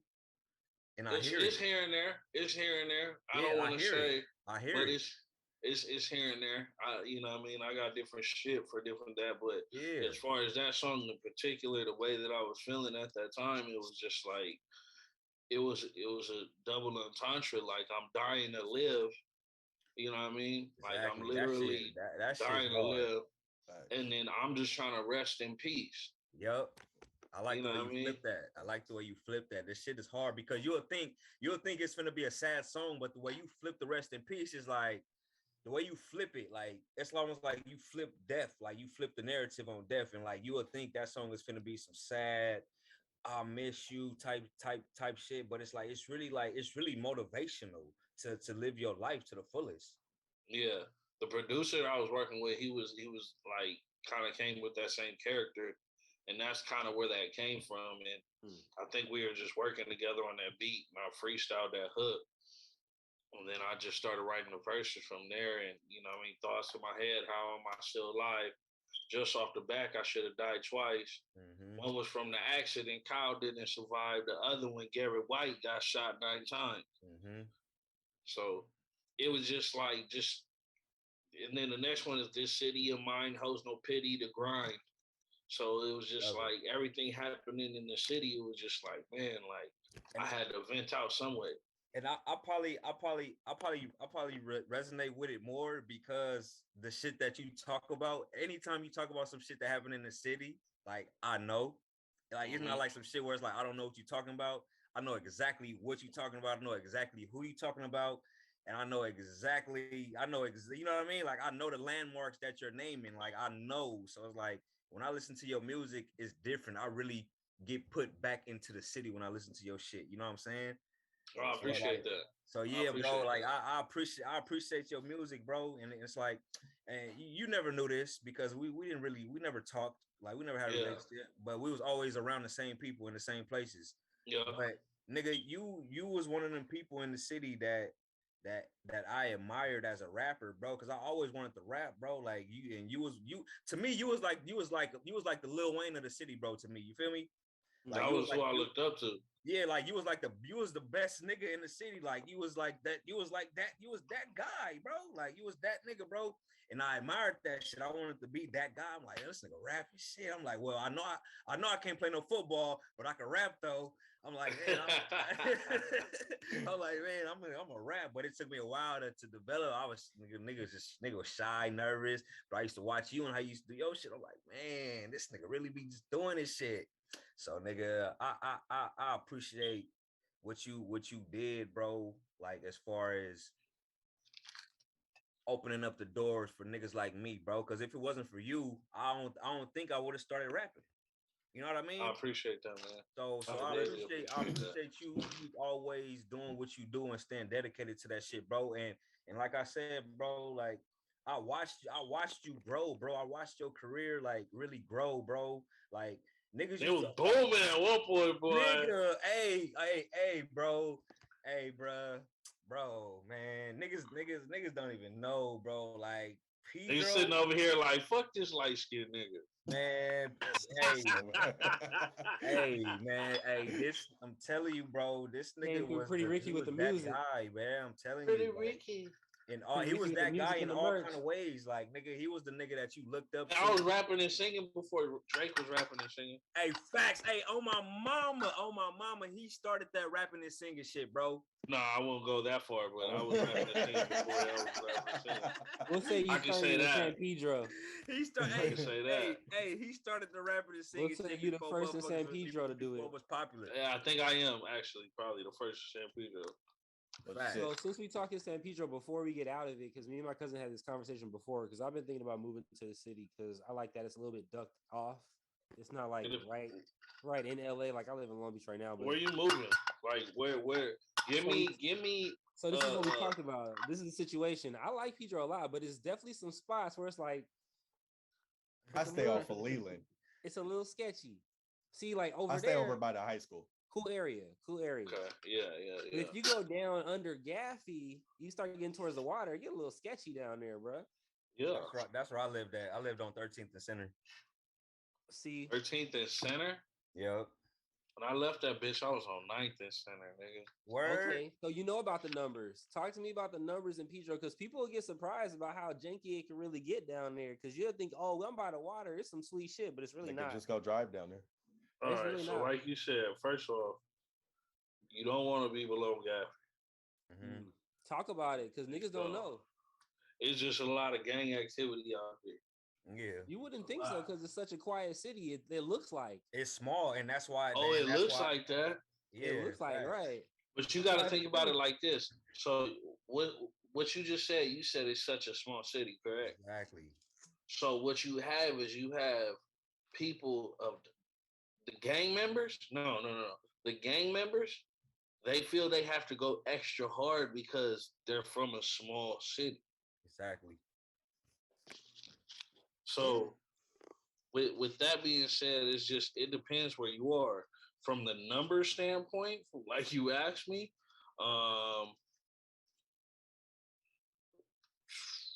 Pacific, you don't want to be. You want to go past. You want to go past 27. Yeah. If you're gonna be above Gaffey, you want to go past. Shit, probably 13. Mm-hmm. Okay, because yeah, Pedro can get a little deceptive. You on one street and it look, oh, this street is nice, and you turn on right, you like, oh fuck, Yeah. it's the PJs, right, it's the PJs right here. Mm-hmm. And then you go down the street, it's like, oh, these is kind of nice. And then you turn the next corner, you're like, oh hell nah. Yeah, you really gotta know where you at out there, cause shit gonna confuse you like a motherfucker. It look Hey, nice, that's but really it's the like thing. shit. That's the thing about moving to another city. You gotta figure out who the fuck is like really running this part of the city that you're in. Don't wear no Dodger caps. Yeah, don't do that. Oh, hey, you don't gotta Really? worry about that. Don't do Don't that, wear man. no Dodger caps. Really? See, me Yeah. being Yeah. from LA, like that's like the median hat. Like, Yeah, nah, you not know what I'm out saying? there, Like, nigga. That's that's- that's not nigga, at that's the Pedro. hat, nigga. Out That's there, the black out- game. Hey, out there, nigga, what the Hoover hat is in LA, nigga, that's what the Dodger hat is in San Pedro, nigga. Oh, For real. okay. Damn, it's like Okay. that. So Yeah, nigga. It's not like that, but it's if a Mexican sees you and you have a Dodger hat on, It's for sure. you're implying you are ready for something. Exactly. Oh, see, Exactly. because like I said, in LA, that's totally different. Like, Dodger LA, outfit, Dodger that's the anything. only. Oh, yeah, that's the yeah, only yeah. hat you can wear in LA for the If most part. you dodge it out in San Pedro, the Mexicans most likely they finna press you for sure, cause you basically Yeah. telling them you from Dodge City crap. Yeah. That's crazy. See, it's funny how that hat shit work, right? Because it's different in every single Education. city. It's different Shit every don't city you go happen to. out Oh no, here. I know hats in Compton. I know hats in LA. I know your hats in Long Beach. You want to hear the most hilarious part for me? What? You know what hat is worn that I'm out here around? What? You just said it, nigga. Like, Gotta be the H-hat? Houston Astros. huh? No, the H hat. Yup. Yeah, out there. see a I'm lot of those out cracking here, up, bro. Like, Oh yeah, because you're in Houston. So Yeah. Like Yeah. in I be Texas and- cracking up. In Texas and Sacramento and shit, they be wearing the stars and shit like crazy. Like, I don't know, they be doing that shit though. yeah, West Sac is crazy. Like Yeah, they wear the stars and the H hats. Like It's they funny how said, that if shit you work. can do that where you're at, then go ahead. Hat culture is wild out here, though. Just, It just really on It's, some- is. it's LA. It's Yeah. It's. I wouldn't even say it's California. It's LA. It's it's South LA. Bay. Yeah. That's why I really only wear like people's merch. Because if you wear any type of team hat, you liable to get into some bullshit that you don't even know about. Right. You like, oh Yeah, no, no, that's the best This my home bet. brand. Especially if you move like I move, because I be in all types of cities. Like I be all up in through Pedro. I be in LA. It just depends on what color you wear with, Yeah, you. and how much of that color you want to wear.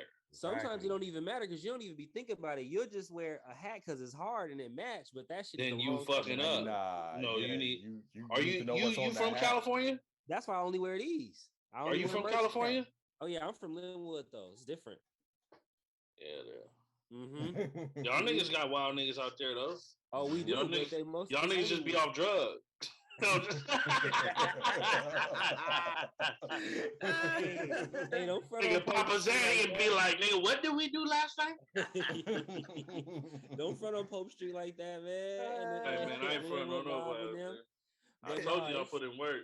It's easier though, because it's only a one or two gangs, and it's mostly the same colors, unless you know what I mean. Unless you cross color lines, so it's not that hard. I could wear basically any hat I want over there, but coming to Long Beach where I live now, it's a whole different set of rules. Whole different set of rules, Yeah. and it really You get it's over not there. You even- just can't wear two teams. No, just don't wear red. All You they got see, is You can Crips get away. out there. You can get away with red You can get away with red No, because you some Crips wear can't. red, because but it it's. depends how you wear I it, though. used to in my time in Long Hold Beach. on, I hold used on, to. hold on. It depends how you wear your red though. Do you know why niggas wear red in Long Beach? If you're too flamed out, Do you know why niggas wear red in Long Beach? Ain't no Bloods out there. They wear Unless red you in count Long the Beach. Sons Oh, of it's A a Samoa. main gang. Unless you count No, Sons he of can Samoa. vouch for me Samoa too. gang. Hey, look, Yeah, Tay. that's why I said unless you count. In Long Beach, they have a gang called Insane.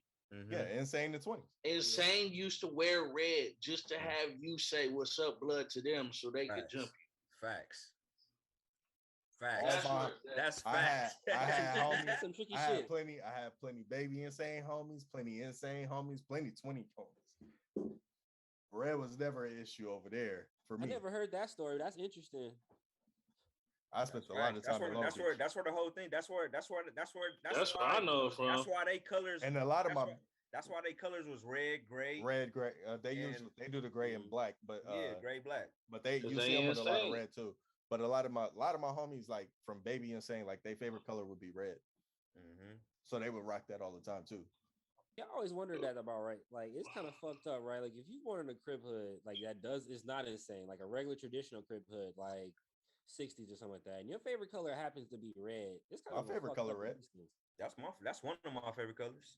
But if And I think you got from the wrong hood, guy. that kind of sucks. You be like, fuck, I can't Hey, really. facts. If your favorite color is opposite from the hood you from, then you might have made a mistake. It Yeah. It sucks it because you didn't really make that mistake. You like You're ready for the super pack out, but it's For me, it just depended on your people, bro. Like all my people knew. that's No, it true. really But do nah, there's depend on some families that still got Bloods and Crips. Oh yeah, Mhm. ours. We got it on both Yeah. sides. Me and my I cousin. got family all over the place. Completely different areas. I got family from different lanes and family from Hoover. Like y'all beef, Yeah. but I guess I got blood on both sides, so it don't really matter. Yeah, and we got family in from Gardena.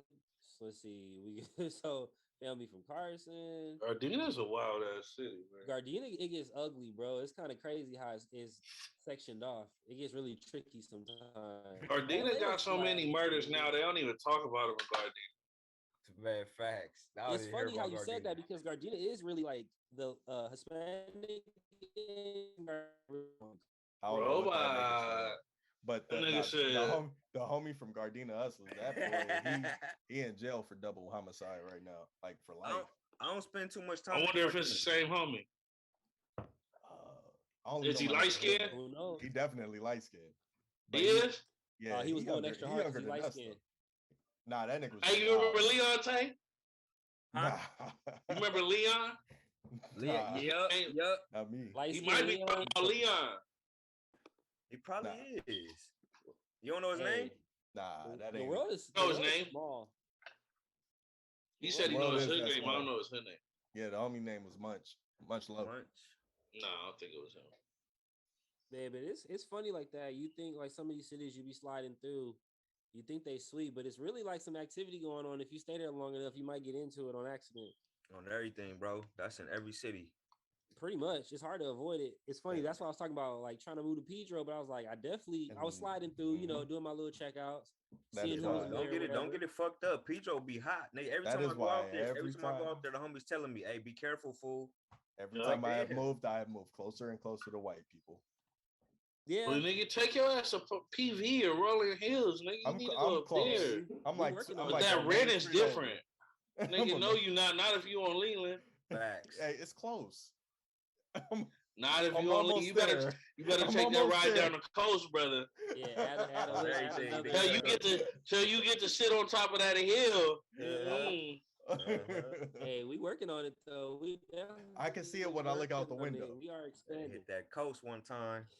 Yeah, I can see it when I look out the window. Views, right? It's all about the views. It's all about building. You gotta crawl before you walk. Hell yeah. But so how you feel about Texas? We talked about the food in Texas, but we really didn't get into how if you like it, converse to San Pedro, because San Pedro's home turf for you. But talk to us. I'll tell you like this: I gotta be respectful in every way. I just feel like, here comes the disrespect. No. I think my boy vouched for me. Then I'm sorry I keep having to say that for that, but he knows, my little path. I've done everything I felt I wanted to do in California. Okay. Like by the time I had left, I was working security on my third year for like Ace of Diamonds. And then they had a day party. Like I've seen every superstar, I've seen every Instagram model, and it was just like I've been to every party like that. And it was just it didn't appeal to me no more. Like California, I call it the land personally of smoke and mirrors. Absolutely. Like coming back and from Texas, because I came back on my birthday around October, and I came back to California, and I just looked at it, bro, and I'm just like, I don't know what the fuck y'all fuckers are paying that much for this shit. Right. Like I don't get it. Like I don't get it. People be scared. People be scared of the weather, bro. That's the only reason why, bro. Because every time I ask somebody why they'll never leave Cali, why you want to go somewhere where it's possibly hurricanes and it be snowing and this and that and whoopty and whoopty blah blah blah. Like we don't got to deal with none of that. Like for me, I just don't want to leave home. Not yet, at least. Tell you that, okay. I'm okay with that. I've done that before. But y'all gonna be living from check to check. I definitely want to leave Cali at some point. Like that's really on my list. That's one of my goals right now. I guarantee you that some of the rent y'all are paying right now is a fucking mortgage. I know. Oh yeah, it's a mortgage, my boy. It's for a 4-bedroom. All right, so I got a question. Since we talking, we having this conversation. I'm glad we are. Okay. CA, who is somebody who lived in Cali and moved out of Cali and sees the difference versus somebody like Black. All right, I'm gonna use you, Black, because you just said you don't want to leave, and you know that nigga you'll be paying much less for rent than you are out here. So I got a question for you. Why do you still stay knowing that you getting raped for your cash, bro? Personal preference. I can afford it as of now, and I just don't want to leave. I don't have a personal reason to leave home. That's what it is. What it is most of the time what I get in conversations about it, it's home, it's family, it's my friends, it's everything about that. That's cool, but oh no, I get it. That's what I'm saying. Like, I mean, like, yeah, but it's like still you paying all that money. Like, But it's everybody's preference. It's everybody's preference. I can't knock anybody for saying they stayed in California. You know what I'm saying? I just personally don't agree with it. Yeah, I mean, I see both. I understand both sides, but I'm going with the side where, like, nigga, I'm going where it's cheaper. Oh, I understand. You could go out there and live like a king for what I would pay for rent over here, but I mean, just for me, like I said, it's home. You more comfortable being just being home. Yeah, I don't have a necessity to leave. Like, So I'm making decent wage. I'm cool, so I don't really need to up and go anywhere. Here's where I'm at with it. The living. That's true. He had a good line right there. He also said a necessity to leave. I had a necessity to leave, so I do have to give him that. I you know what I mean. It wasn't like I was gonna move to Texas before that. I did have a necessity to leave. Yeah. So you kind of had a little cheat code to get up out of here. So how you say cost of living is cheaper? Of course, we all know that. But how is actually like moving and shaking and doing your thing out there? Like, do you feel like it's easier in Texas or about the same? So I know you got to make money out there. You know, it's cheaper to live, but you got to have the money to live. So I just I really like being a husband and a dad. So I just put music out and shit like that. But when it comes to the point to where I feel, hey, babe, we should go out and get some bottles and something like that and make an appearance somewhere and have them wonder who the fuck we is, then I'll make that move. But till then, I'm just kind of just relying on what I have and then relying on, like, I mean, even y'all, like, if I wouldn't have been putting out the music once a week, I wouldn't have got this interview. I wouldn't have been on here with y'all. So I'm just letting that build and just keeping that building until people like y'all, God bless y'all, come and be like, hey, you know what I mean? Can we do something with you? Yeah. So okay, bad. So back to some music real quick, because we ain't gonna hold everybody up all night. You 2 hours ahead of us too, and you wife and dad time too. So I mean not wife and dad, husband and dad time. But I've been drinking, so it was the same shit to me. I was like, I got that nigga didn't even know the difference. But okay, you dropping music coming out and shit. So I kind of wanted to know, like, what's the influences like, and what was your influences like, and like, do you let music that you listen to today influence your music? Okay, I'm gonna take this gradually. I'm gonna start off from the second question, which was who were your influences? My influences growing up were Joe Budden and Lil Wayne. Joe Budden for the way he delivered a story in his different ways of punchlines, and I'm talking about Joe Budden, the first album, Pump It Up, Mood Music, 2, 3, 4, and then Lil Wayne. I got on Lil Wayne. I was one of the first people I feel at San Pedro High that was on Lil Wayne. Like, I was back on Lil Wayne when he was doing the droughts, not even the droughts, the SQ tapes, the Squad Up tapes. Squad Up. With Dizzy and Gutta and Raw Dizzy and Nut the Kid and just being Lil Wayne, yeah. So I was studying Wayne from a very long time. And then my influences now, I really don't have any. And that's a contribute to your third question. Like, the music that I hear, it doesn't really influence me.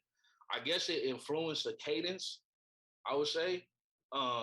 Just because this whole different cadence shit is going on with y'all all know the cadence I'm talking about. Yeah. The triplets and all that, triplets. So I would say it's the cadence and keeping up with that, just as keeping my sword sharpened, but I really don't listen to anybody anymore. I've been doing, like I said, I've been doing this since I was 9. Like, my dad told me if I was in school for this shit, I'd have a PhD in this shit. So it's really just focusing on what I want to say and what I have to say, and because when you start to hear other people's opinions, you feel like, oh, I need to feel like this, or I want to feel like this, and true musicians get to that point to where it's like, I don't even want to hear music right now. I just want to work on my shit.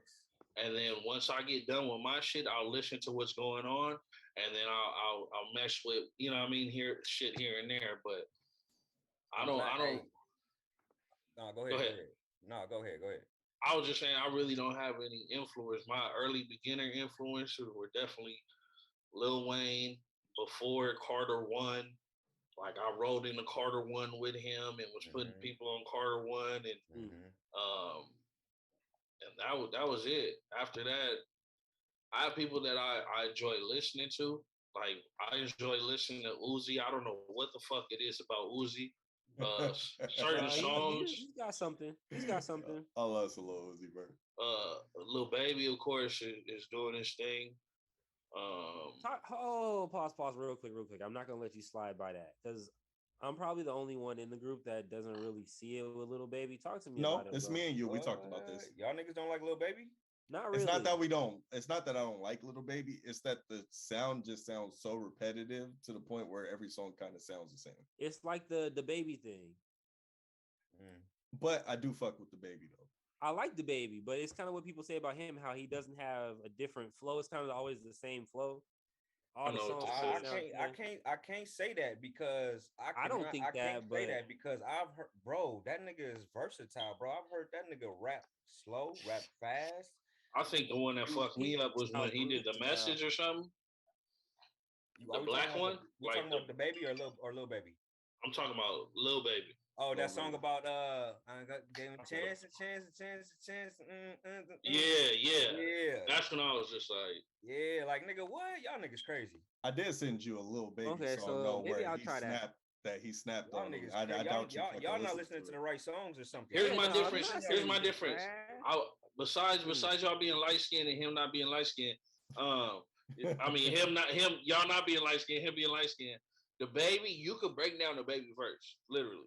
Yeah. He's gonna talk about his money. He's gonna talk about fucking your bitch. He's gonna talk about how good it was, and that's gonna be the rap. I feel like with Lil Baby, you gonna get whatever the song's about. Exactly. Yeah, he got a lot of his content matter is very versatile for sure. His shit really different every. But it's different. I think honestly, I can see it in your face right now. I can see it in your beard right now. You enjoy the Baby because the Baby is like like when you wake up, you want to listen to the Baby music because you gonna crack a bitch. If you listen to the Baby, you gotta be hustling and shit. That nigga's not. Well, he's not gonna be cracking, but I'm saying like you gonna be in a more uppity mode. You gonna be in a more energy mode. Nah, I'll give it to you though because I listen. Lil Baby gonna make you want to hustle. Facts. Yeah. Facts. Okay. All right. Facts. All right, I get it. Like I say, I don't think he's trash. I'm just not super on to him like everybody else is. Man, you need to tap in, man. You need to start tapping into this real rap music. You need to start listening to more rap music. I sent them a couple Lil Baby songs though, where I heard them and I was like, yo, this nigga snap. I'm gonna send y'all some shit, man, because I'm gonna send y'all some shit. You should listen to that Corday album. Oh yeah, we listen to Corday. We talked about Corday in the group chat for sure. That was nice. Yeah, no, he got some raps. It's funny because I think a couple weeks ago I think you got something where he said he was the best rapper under 25 or something like that, and I can't really argue. Corday says he's the best rapper under 25. Well, I would have to see who are the rappers in that bracket first before I even make my opinion. I'll definitely say he's the best lyricist.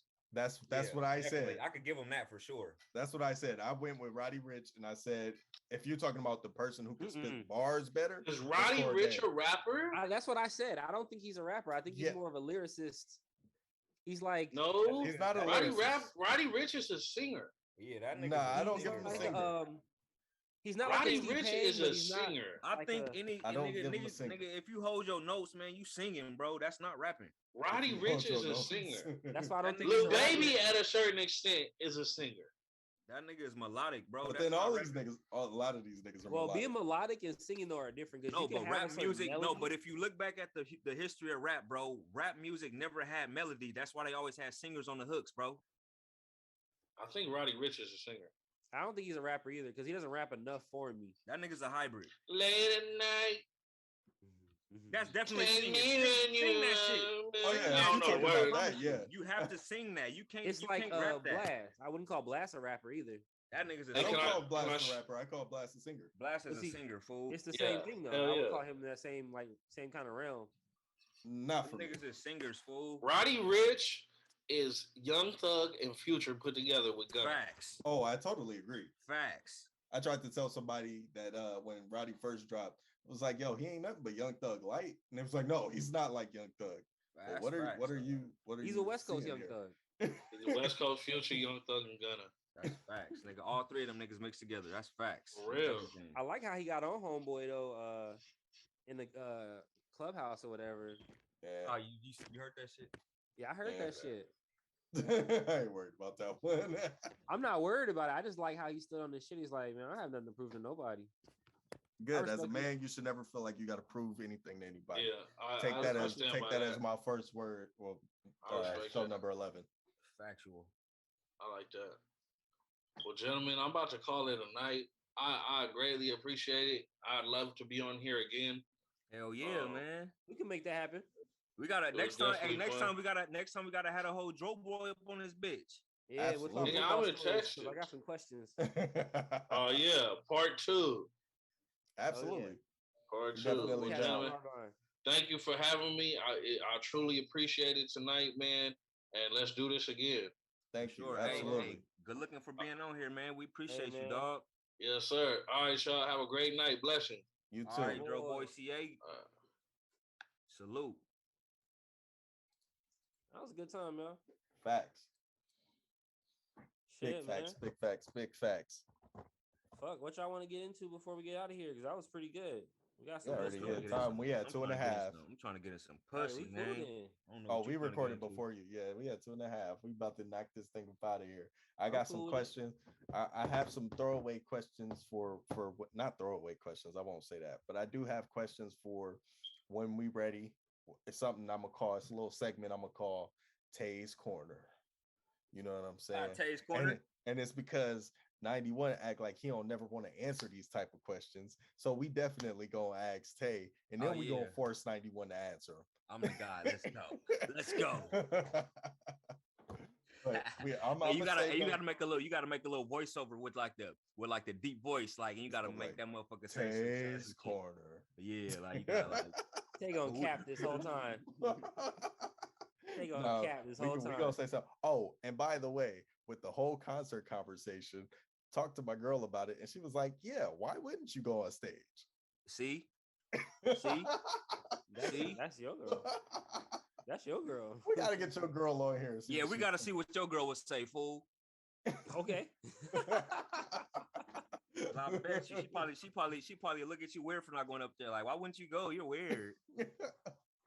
Okay. That's what you think. Oh shit. That's what I wish would happen. Tay, we all know that's not reality. Is your baby mama Latina, like Tay? Everybody can't have Black's girl. No, my girl's not that chill. Black's girl is actually super chill. We went to high school together. She's really cool. For real, that's crazy. Not everybody's girl is that cool. Oh no, we know that. That's why Black with her. That's my best friend. That's my best friend. Hey, Tay. Go bestie. Tay, man, they really on some best friend shit. Before we get out of here, it was just really funny. He sent me this damn video of him fucking giggling like a maniac. I taped their ass up. Giggling like a maniac. He over here chasing her. She got tape wrapped around her. I'm like, what the fuck were they doing? What kind of crazy? Yo, and my caption is day 2. And he over here, in the quarantine. Yeah, he over here stuffy as a bitch, giggling as hell, trying to chase her. Was it duct tape though? No, it was like tape. No, it was like packing tape. Yeah, like she was a fucking UPS box, bro. He was gonna pass out on day 3. That's what happened when you quarantine. Hey, when you quarantine, you start getting bored as hell up in the house. Start doing some shit. It bring the child out you for real. It really bring the kid out you. Yeah, some shit. But shit, that is episode 11 in the books, boys. It's a good start to not to start because we had Jasmine to start the year, then we took a little vacation. But isn't that episode 12? This is episode 11 because Jasmine was 12. I mean, Jasmine was 10. And then we took a week off. I'm living in the future right now. Yeah, so we are at 11. It's supposed to be 12, but we took an unsolicited vacation. That's you could do shit like that, when you kind of work for yourself, you feel me? So that's to everybody out there. Hey, remember, the goal is to work for yourself. Facts. Big facts. So For Black. XCI. I guess I'm Tay, man. Thank everybody. Drop the new one. Thank everybody for coming through, listening. Make sure you check it out on anywhere you get your podcast. And special thanks to Dro Boy CA. Man, appreciate you, fam, man. I love one boy. from the city that I grew up in, man. It was glad to have him on, man. And I hope Pedro. y'all enjoyed the interview. One of Pedro's finest. Yeah. Yes, sir. Yes, sir. He is that. Pretty boy Tony. And we out of here. Peace.